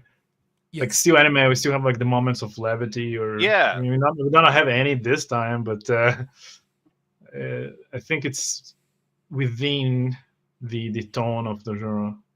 So to I speak. like the way we've set it up. He was wounded. I looked at his wounds. You described a leg is gone, which I would never think of. Okay, he's so fucked up, his leg is gone. To like have this turn back and forth as we paint the picture, and I loved that. And it made me like, oh, I want the water to turn red now. That's a cool thing to Okay, imagine. one thing I thought was weird that Chuko created. Now I remember. Back to you, Chris. Yeah. Mint? Like you guys are surviving and you have like a bowl of mint? I was like, Okay, this is so okay, weird. that's the thing. Like he's not a dentist, you know. That was. It is. It does not fit, but I take anime seriously. So I was trying to make it because, like, I think that I mentioned this before, but I think that's like one big difference between a lot of Western pacing and like anime pacing is that you have like the chibi guy. You have like a scene where a character dies, and then the next scene, they're eating eggs, and there's like a chibi. Yeah. Just kind of like. So I was actually The trying to. mascot is being killed. I was playing against my my Western instincts, and I was trying to do like an anime thing where it was like, my tentacles have a mind of their own. Woohoo! They're gonna eat the mints. They're gonna take the mints or something like that. So that's kind of what I was doing. That's my idea. So I agree that it was totally bizarre, but it was for a purpose. I just thought it was like, why are there mints in front of the sanctuary? Like, but I get what you're doing. I was imagining like a medical concierge office thing. So she was like the assistant's desk had bric-a-brac on it. I don't know. Kind of very very silly. So that was a silly co-creation. Many things I enjoyed. Establishing the hot cocoa machine in like some break room or set up where we come together to explore plans. I enjoyed it's the wall bike, which felt very much like weird different technology. We put our bikes into a wall when we need to go somewhere. Yeah. That was cool. And it feels anime. It feels technology has evolved differently in this like Magitech way. Inventors came up with different things to do, which is really really fun. Like it's a very fun way to explore alternative timelines instead of we have a radio and we have one in luggage. It's like that's what we got. The luggage radio, the briefcase. The contents within are much larger than the whole bulk of the casing, like starts unfolding like that. Yeah, it has unfold multiple times. Like, how does it fit inside? Don't question it. It's anime. It's Magitech. Just Magitech. There were a few moments with I feel like the mechanics that we like stumbled a bit. Nothing major. Like that we did we did clarify some rules on the fly, which I think it's fine because this is this game was built in a cave with scraps, So, it's with a bunch of scraps in a cave. But I'm not Nicholas, sir. I cannot build it. So like when you cast the barrier, like I think I wrote that, but basically the power of your skill is the bonus for him. So I had to ask like, what is your intelligence? Because I need to tell Octomorph, okay, whenever you like resist something, add a D4 to that because that's the magic doing this thing, Yeah, and what I've written down is it uses mind and resistance for the barrier, and not intelligence. So I was like, well, I'm not questioning Nicholas live on stream in front of everyone on his own game. Because like the barrier is like I'm protecting, like it's like a shield, a block. It's a magic block. But if you're casting like a spell that has like an effect that interacts with the world, that's like a freeform spell. That's what I went with. Okay. Yeah. That's not what I imagined then. Yeah. It's like, okay. Like a barrier is just like a block. Imagine like a video game, it's a magic block. Just parry. Yeah. It's just a parry. Like he does not do anything else other than parry a single attack. Right. Or keep like a wall up. Yeah, and I guess I very much expanded on this, both this game but also in the session 0 when I used a barrier to like block off certain sides for this crab on the beach that like nobody else witnessed that one. So me trying to find liberties within the spell casting of do it just for me or can I do it on Octomorph if he's far away? And the last one, of course, being I'm creating a dome to stop the blimp bomb of destroying all of us. Yeah. which I still Man, counted it as just- a barrier spell, kinda like the way I Oh, was yeah, no, I think calculating that's it. It was very big, but it's fine. I think because we did agree that that was one of your things, right? As a character, it's fine. Yeah, We did have but some was it crazy cool though? rules, Like, though. besides violating all the rules that you've established, was it super cool or was it kind of lame? I don't think you violated the rules there. Oh, okay. Yes. Yeah, I wouldn't say that. So looping back a little bit. So did we all feel like we nailed the tone? I think we did. Feel like we did. Okay, cool. Now, will we have go a session 2 or not? Because we did agree like the one shot thing. I don't remember that, but I don't remember otherwise. So Yeah, because I thought like someone is going to die today. I mean, people died, but none of you. I feel like we can leave it here because I have absolutely no idea how we are ever gonna survive like a counterattack or do anything. Okay. Then I want to do a thing. I want to show the general. I want to share the concept because I thought it was like so cool. Yeah. But they never showed up. The commander, I mean, not a general, a commander. Okay. This is the evil guy, the bad guy. Yeah. So Yeah. by the way, he was inside the blimp. That's why like the blimp got protected by a magical barrier. Like he was supervising the thing because I thought it's gonna be like a wizard archetype. Summoning a Digimon cactus to shoot. Oh, I thought it was a cactar. That you I got this picture. Yeah. So his name was. Yeah, it's like a cactuar, like okay, standing sideways, shooting fucking needles. He was Commander Sergei Karachev, and it's like that's super cool. He's Magitech infused, you know. So he was gonna like talk with like, through behind a mask. I was ready to give him like a thin voice within a Russian accent. I don't know how I would pull it off, but I would. Did you make this art, or is this? No, I got this from Pinterest. I found one. Man, this is perfect. This is exactly what I need. It's like. Gotcha. That's why it says Medusa right there. Like his name is not Medusa. Very cool. I thought a bunch of cool it has the signature at the bottom left. Yeah. It's a real art from avtrufanov@gmail.com. Thank you. This is fantastic art. Yeah, I posted. I posted in our stream comments this one. So this is something that I was thinking about, but it's the wrong tone for this. Wrong tone for this anime.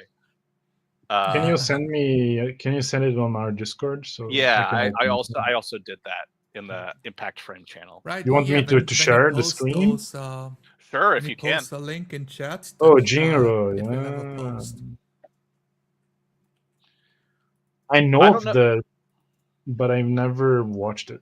I haven't watched it either, but I've seen this scene. This scene was like, I think kind of like, it's something that I was thinking about, but I was like, oh, this isn't really the right tone for what we're doing. I think this one is more, greedier and much grittier. Is it less shonen and more, I don't know how Streamlabs works. Can you do watch-alongs, or is that? We can. Okay, and I'm doing this. I would just say just skip through it, but just the imagery is pretty fucking cool. I did watch that movie because like so many people praised it. So I looked at it and it has like many slow parts in this anime. Yeah, I have not seen this. I basically only seen this clip. My Zoomer brain cannot stand slow scenes. It's true.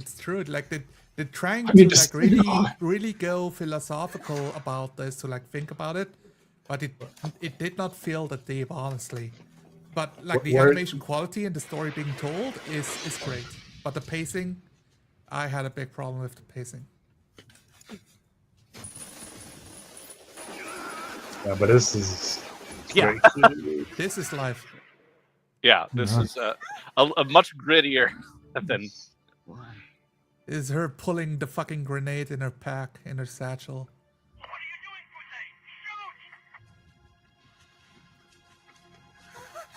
Very cool. Are they gonna do it?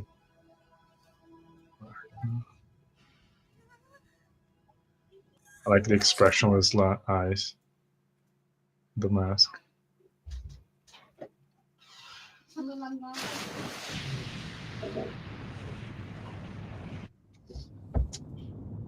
Pew!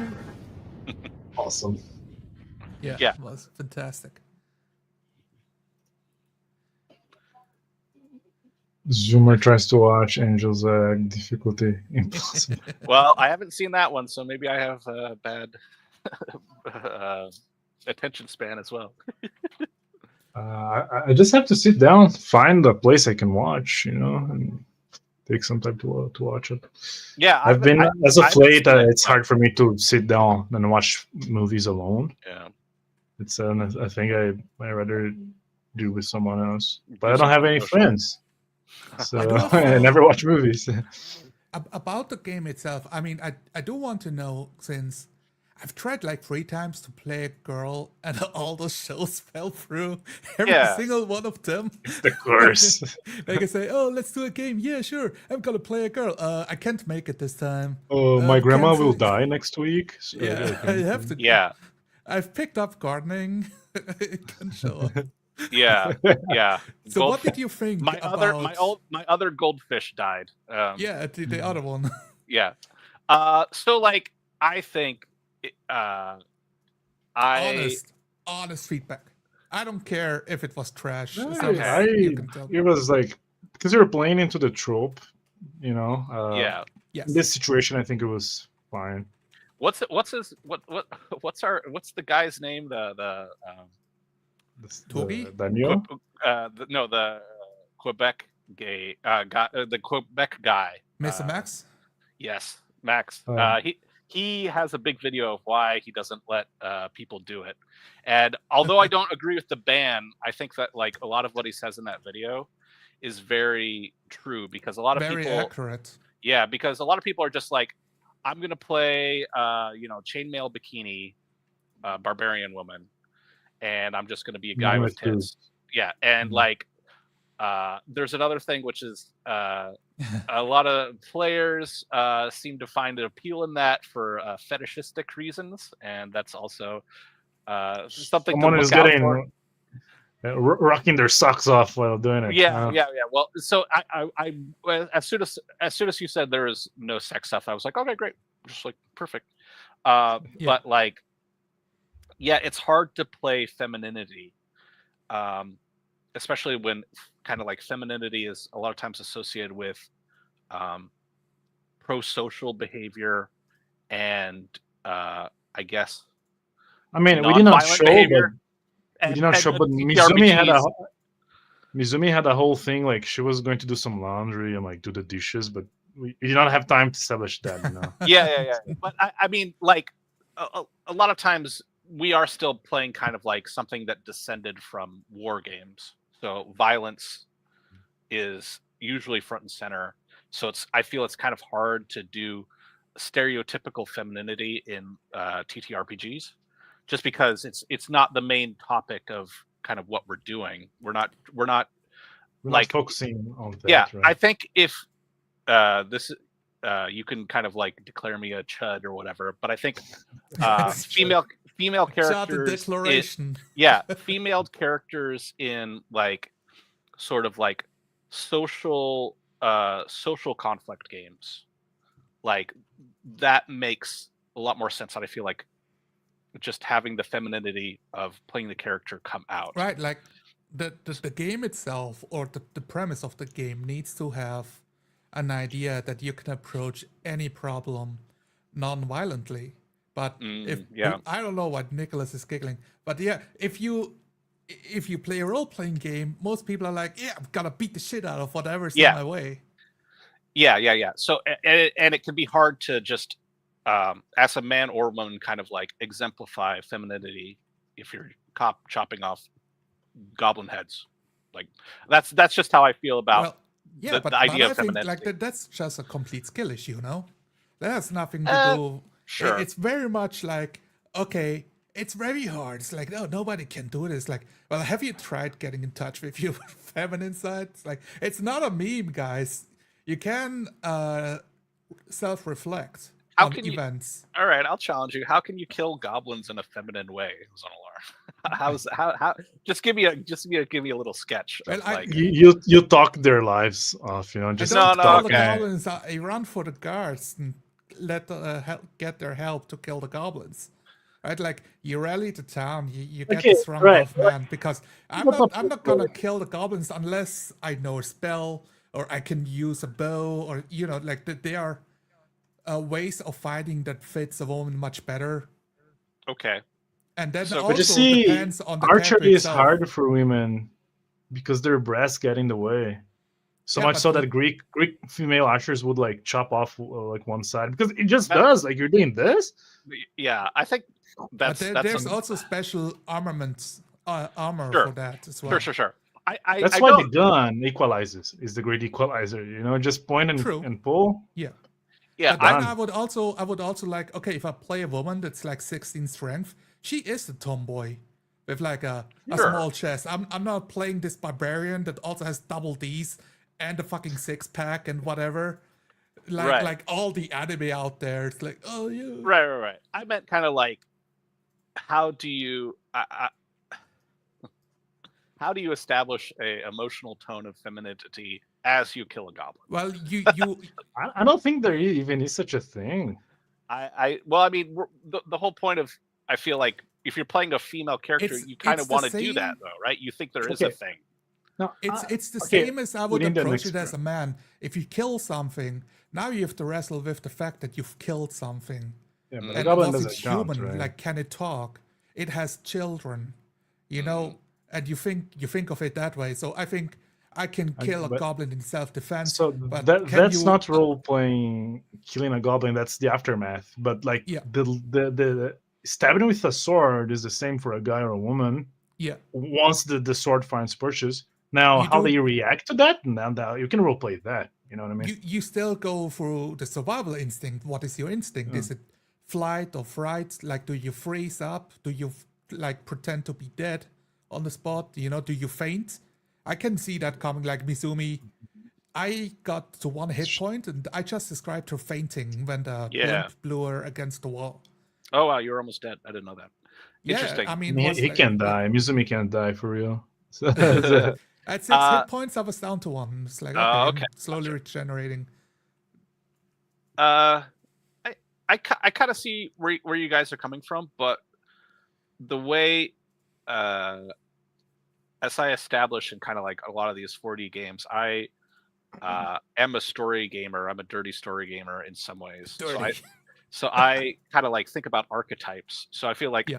if you're a man playing a female character, you probably want to do a female archetype, right? Or you probably don't want to do, I'm a tomboy, so I'm just like kind of like a dude. Like, so that's kind of like how I approach it, which is like, if you're playing kind of like a female archetype, it's very difficult just because of the subject matter of combat games. So that's where I'm coming from, is that it's true that yes, a woman can kill a goblin. a woman can do all the things a man can in reality and also in the fantasy world, if you just It's say like, that's how it works. that's what I mean with going through, like taking paying extra attention to all the steps it takes to kill a guy. Like, what does it take to kill a Yeah. motherfucker? Well, you have to be cold to a certain extent. Yeah. You need a reason. You need the fury inside of you. You need to, like, some loathing, some hatred. And you need something to push you over the edge. Sure. Or it's like, well, it's a fantasy lands, like goblins raid villages every 3 years. Like, you grew up around tragedies happen. You have to toughen up to a level enough that when a goblin attacks you, you're gonna be able to kill it and not freeze up and get stabbed by Right. fucking poo-covered spear. It's gonna give you all kinds of diseases as you die a horrible death. Blicknick made a comment here. The warrior woman is adopting a masculine role. They are still a woman, potentially adopting the role in a vacuum or because their men have failed. Right. So Father failed them, their husband failed them. It's like, and then like, I'm never gonna rely on a man again. I'd rather do it myself because I have trust issues now. So What would is you this? play the warrior woman in a feminine way? is my kind of you question can to Bleak you Nick. can try, right? It's Yeah. about everything. Like, are you an actual octopus dude? No, you are a dude. Okay. So Yeah, that's that- 50% of the way there. You know, But the octopus is the most alien mind of them all. No. Yes, you know what, I'll take the hit that I did not play Octomorph in a kind of like a very grounded way. There, Yeah, we no, played this is it not anime. this is not a We direct played it strike anime. at you. Sure. Like you Yeah, know, yeah. okay, I'm not a hero. I'm not a next like police fighter that became a bug man that needs to eat Yeah, yeah. brains. But I like I Right. understand how like men think. That's a freebie for me. So Mhm. that's not taking RAM. But what is taking RAM? What would an ex superhero think? You know, I think by playing a woman, you're just adding like this like 100 so gigs of RAM, you know, to into the computational power that is role playing. and It I can be think done, but you it have to accept adds. that you're not gonna be 100% correct, Yeah, Yeah, right? absolutely. Nicholas, what do you mean? You mean you're adding a difficulty, or you're adding kind of like something When I else? say RAM, I mean like The because brain your power. mind is running like different faculties when you're role playing, right? You're trying to Okay. think, how does this guy Yeah. say, act, and whatever. And if you don't have like a connection, like you've never done any criminal, never worked with anything criminal related, like on a as a Sure. lawyer, as a policeman. Now you have to add that into the RAM. Gotcha. So now your brain has limited power, right, to run things at the same time. Mhm. So the more complexity, more stuff you add Right. that you are not experienced with, it's taking more RAM. Is what I'm trying to say. Yeah. And You have to, instead of playing a barbarian of the north who's run low on cash and you're in the wilderness, you also have to do all that and also pretend that you're a woman, basically. yeah, So Yeah. it's a little but bit I think harder. it's a fine like I'm not like I think I have the same sense as you guys. I agree with what Max said, but I don't think it should because you can do it right. You shouldn't do it Okay. unless like you're like And cancer type there's a guy. level Then I don't of want you in my table. Yeah. in what situation are you allowed to fail in the safety of your home with your Yeah, friends yeah. that like you're playing a system Yeah. that you know, trying to figure out how a woman works? Oh no, that step is too much. Like, when are you supposed to figure that shit out? Shaquille O'Neal. Yeah. It's too much. Yeah. So like I'll just this is a funny little anecdote. In my 5e group, we were doing a series of one shots, and You guys keep talking. All right. I was like, okay, I'm gonna try. I agree with Max, but I actually am going to try to play a woman. So I put together a bard, Like a dancer, good woman old character. college try. Yes, the I'm going to best give it a effort. good shot. The session was 100% combat with no role playing at all. So I was like, oh, okay, all right. Well, did I So succeed? did you choose to not attack when it was your turn? Nope, I never did that. I always let loose of my empowered kicks or whatever the hell. So yeah, inconclusive. What I'll say for that character.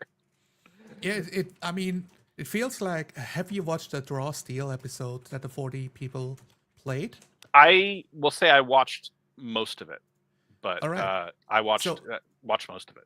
Okay, that's enough to draw the parallels of the players were ready to role play. They had an idea of their character, Mhm. what they're about, what they would like to do. They have some relationships, Mhm. and almost none of it was able to show in the game because it was Right. all combat, and even the social encounters were so rigid Yeah. by the rule system that they could not shine. Like, we literally have an elf in the party that has like a very particular relationship with elves as well, traveling with these dwarves and humans, and none of that was able to surface through roleplay because of the rule system.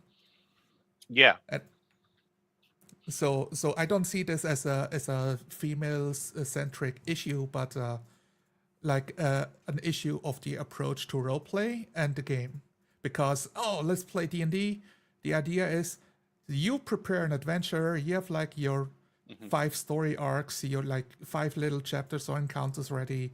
Your 5 room dungeon. You go through the obstacle course and get rewarded with a treasury, right? Like the bags of gold, the mountain of gold, or whatever.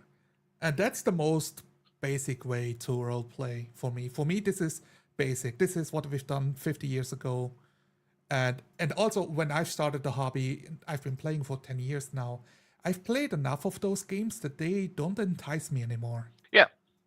Pretty much. Yeah, absolutely. Just play a big tactics game, and Yeah. you spend less time. Ooh, we got a replay watcher. Woo! Yay! Zang. Thanks for showing up. I believe I've seen you before in one of your videos. Ooh, Zang. a new guy. Nice. But let me know. Yeah, anyway, thanks for showing up, man. Hope you enjoy. Yeah. You also have. You want to read since he's talking about you? Bring up the Lancer thing. Yeah, the Lancer thing. Have you guys played Lancer? I asked Never Nick touched it. yesterday. So Lancer is just like really sort of interesting from a design perspective, which is it is a hardcore tactics game, and then that's when you're in the mechas, and then it's welded to like a Powered by the Apocalypse game when you're not in the mechas. So it's like a story game welded to a tactics game. That's an interesting Frankenstein.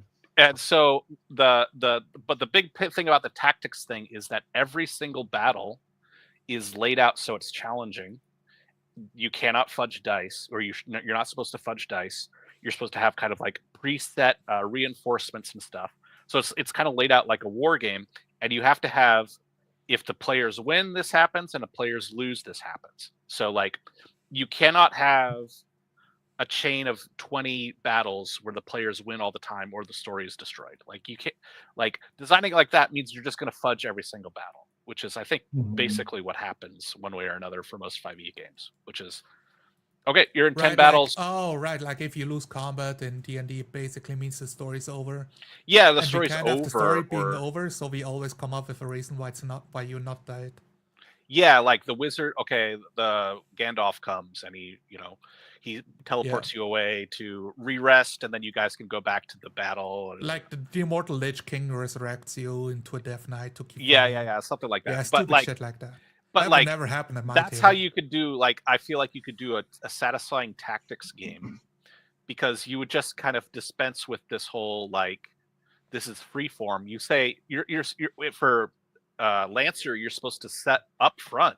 Hey, this is what's going to happen if you guys win. This is what's going to happen if you guys lose, and you have the tactics game, but that influences the story. So I think it's like a microscope, but you play. No, well, it is a 2D game, so it is the GM will tell you what the consequences are. So there isn't like a co-creation aspect. I'm not sure what you were getting at, but there's no co-creation aspects. So there is kind of like the GM has to plan stuff out. But the point is that it's honest in a way that I think 5e tactics are not. So what is an example of, okay, if you win and you lose? Like if you win, you gain access to the ammunitions facility and you can produce more ammo in the background for your faction. And if you lose that asset. Is it like changing the stakes of win and loss? I think it's more changing the stakes and doing quote unquote story stuff. So that would be like, yes, you can get like this bonus equipment if you win, or like you lose some bonus if you lose. But it's also like you could draw like a big abstract map, and it's like as long as if you guys win this battle, you've claimed the gas giant. So that affects the larger war effort in these ways, and then this front opens. Versus if you lose the battle of the gas giant, like the Megazord forces will be driven back to Mars. So like in all of this, you play your individual character, or is it more abstract that you play a party of guys? You play a single guy that has hand wavy type clones. So the idea, your character could die, but you won't lose all the memories and stuff. Yes, it's kind of hand wavy, but the idea is that you have a clone. It's like a future setting it's a very specific future setting with like clone banks and like machine printers and mech licenses and stuff like that. I'm very happy with that, because now we made it diegetic again, right? It's Yeah. part of the universe again, so we can roleplay that, and that's the important part. Like, okay, for me, death is the ultimate. What's the word? It's the ultimate consequence to whatever your character is doing, that he can die. But it doesn't have to be all or nothing every single fight that you do. There should always be a range of conflict, of a mild conflict, medium size to like it's everything is on the line with your action this time. Yeah. Because I if it's always everything, it loses the edge. It just becomes dull, and you're like, I'm just risking my life for the 20th time in D&D. I fall to the floor, and the cleric's gonna use a spell, and I have 20 hit points again. And just gonna play, get up and down like a fucking yo-yo as we beat the enemy. And that's what happened. That happened to my wife with her barbarian. All she was good for is 100 hit points, falling over and getting back up as she gets healed. And she had no fun every time we had combat. But the Lancer idea is you make it the tactics game that I think D&D would be better off doing. In fact, I've tried to like ideate how I could run a tactics game in 5e like that, which is basically some sort of military campaign where you have soldiers, and it's like you guys need to like build on your character sheets, this and that, and like for this battle, this happens, that happens. Am I messing with shit? Because you are a collaborator on my channel, so when you click, it actually does stuff. Like you have the same idea. But that's what I want to do. I want to click. Okay, I'm leaving here so you can answer him later after this topic is done. What's that? Oh, I thought this was about Lancer. Yeah, we are talking about that. Yeah, I saw the message from Dom. He said this, and then I went to the bathroom, and I come back. I saw this. Yeah. I saw the message too, and we were addressing. Sorry, but I think your take is kind of similar, which is like, okay, at least that's honest. That's my take as well. I don't like tactics games that much, but like I especially don't like tactics games where the GM has to fudge things last minute so you don't die. Like, yeah, for me, the thing about roleplay and game mechanics comes down to pretty much when I want to roleplay, I don't want to think about numbers and tactics.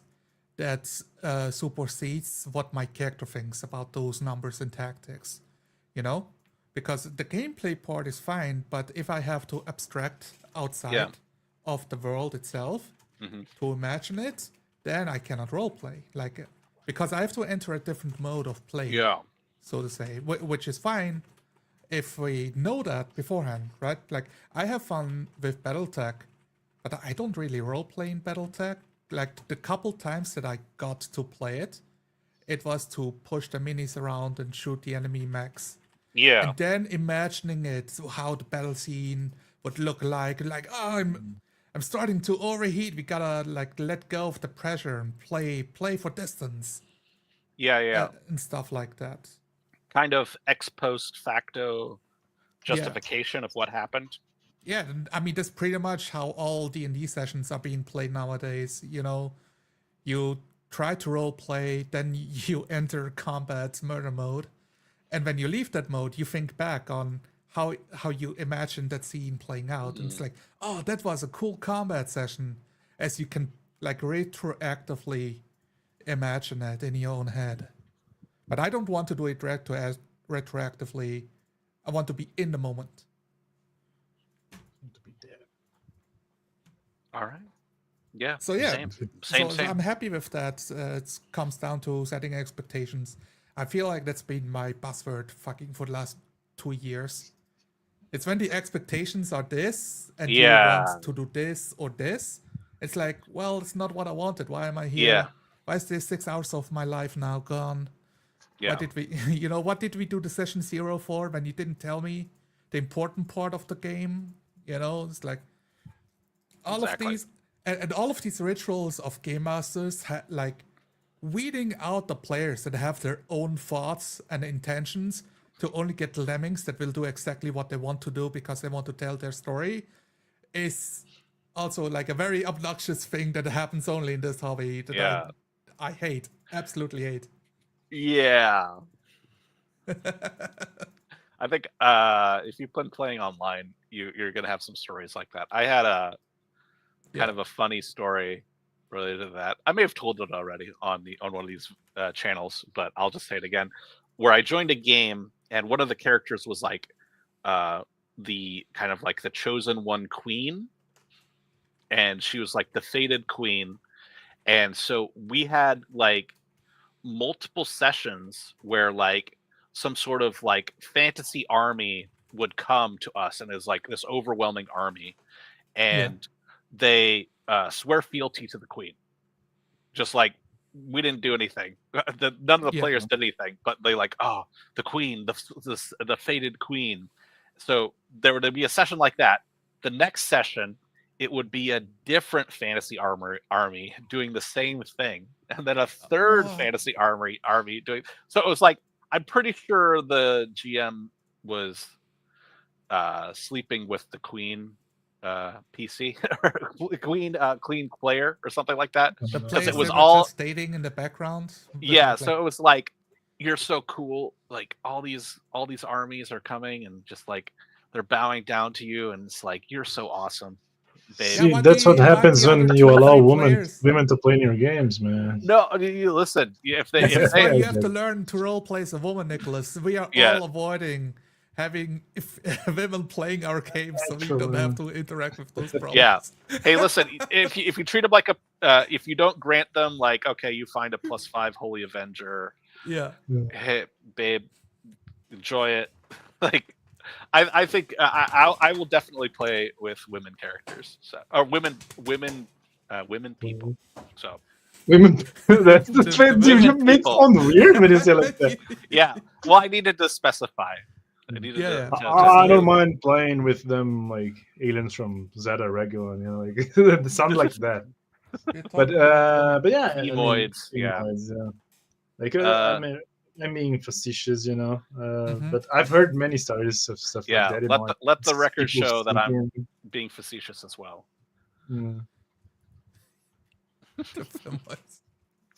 All right. I am good to go. Yeah. This is fun. This is a fun post conversation. Do you guys want people watching? Yeah. Well, I did ask like, how did I perform as a woman, but more like, how was the character? Was the character also interesting? Besides being being the woman the best part? That was the gimmick. Yeah, that was yeah, literally. Do you judge her because she has boobs, or what? How's the temperature check on the character itself? Well, it was fine. Yeah, I'll say like we were playing we were playing anime, and we were doing a one shot. So we are gonna be a little cardboardy. I was definitely just playing like the military guy archetype. Okay, I'll tell you what. There was one moment where Octomorph, I felt like he molted, you know, like came out of the cocoon like a real character. Yeah. They continue with the seawater. Oh, he's gonna drink it, and then like he just he had to do the sea creature stuff. So genius, like yeah, great detail. It starts off with like a combat which you can. Let me rephrase this. In a combat scene, you will role play, right? But you role play a different side, a different persona of a character. That is different. You have like another scene where it's just interactions, right? You see different sides of the same psyche. Like everybody's like that, right? You're really different when you work, when you're angry, because different situations, different. You need to assume a different position to different situations in life. And when we do combat, even though you can role play, like we can see their personalities, we don't see everything. And I think maybe starting with combat made it so you had to lean more into. You cannot show off as much because when they had him, the guy was beginning to glow. You know, like using the container with seawater just to I think that's true. Where it's like combat doesn't grant you that much movement space for like exploring the character. I will say so. Zonalar, here's my verdict. You played an excellent stock Shrine Maiden character. Beautiful. future sessions, I would see that character develop, but I guess your big choice there was you were going to give yourself up. So that was good character development, and it was kind of By the showing way, character. But had you guys decided to follow through, we would have played for another hour, I think, because then the general would show up and you'd have like this confrontation. Like it would be a cool roleplay moment, but yeah. Wouldn't we just die? I mean, it would be cool to roleplay out dying to the I general, wasn't though. sure. Like You I'm testing the waters with you Sure. guys. Like Sure, would he sure. betray? Like maybe, I don't know. Would Sure, you sure. be disappointed if he died in the session? No, because he's pretty strong. I think he would put up a good fight. Not if he died, if we died, you know? Would you be that's- disappointed? whatever if happens, the character happens, died? you Like, know? okay, she's gonna surrender herself. I can't leave her side because it's what my character would do. And now we're both dead, and the captain is dead. No, but they and we have were the not bad going to ending kill of the you. story. They're going to Would that weaponize be, you. Would that be a downer, or would that be kind of awesome? I think one shots are totally fine to end like that. Yeah. That's great. That's kind of like actually a lot more satisfying usually than the characters surviving, in my opinion. Like it's satisfying into the one shot. Okay. But yeah. So my verdict is pitch perfect on the specific pitch, but kind of like extending out from there. I didn't see much, but I mean I didn't do much on Octomorph either. It's really hard if you're doing an anime toned. Yeah, I think it fits well for the pacing of a one shot as well. Like that's pretty much what you're gonna get. And if you want to go deeper, then you also have like the time between sessions and following sessions to adjust. As that is something that I'm doing with my dwarf pretty well. Like every session we play, I look a bit more into what it means to be a monk, what it means to be a dwarf, what it means to level be up. African. Yeah, what it means to be African, like from a different continent. Luckily, I pretty much dodged that bullet because the whole tribe is still dwarf traditional, so I don't need to think about African traditions. Only about how dwarves interact on a different continent. Is this I haven't been following that game. Is that an African-esque continent or is it like fantasy Earth? It's an African-esque country. Okay, gotcha. Yeah, it's like the other another continent. He grew up on another continent in a dwarf citadel, like a big ass dwarf city, but those dwarves kept their traditions intact. Not a good. So good jazz, I can focus on being a dwarf first that grew up around like in an African nation pretty much. Yeah. That was a question, and I did talk with the GM about that, so I can handle it properly, I guess. Mm-hmm. And I just love the idea of playing a black dwarf because it's interesting. Like, no, you can't play black dwarf. It's impossible. It's like you should have given him like a Ugandan Knuckles accent. Do you know the way, Nicholas? Yeah, it'd be funny. But yeah, thank you so much. Any final considerations? Final considerations? No, I had fun. I had a blast. I had fun. This was fun. Yeah. Thank you everybody for watching. Have a Have a great night. He was characterized. Look at that. And we'll see you guys around. What is next? Is Etera next? It's with Saturday? Pathfinder. Are we having Pathfinder? Maybe. I've got a bunch of stuff that's not started yet, so I don't know. He's cooking. We'll see. I see. We'll let Chris you guys know. is cooking. Yes. Keep an eye on this guy. Yeah, we do have Etera. This is confirmed for next Saturday. Oh, beautiful. Nice. No, but we might have something else in between. But yeah, thank you guys. I'm ending the stream. All right. Bye-bye.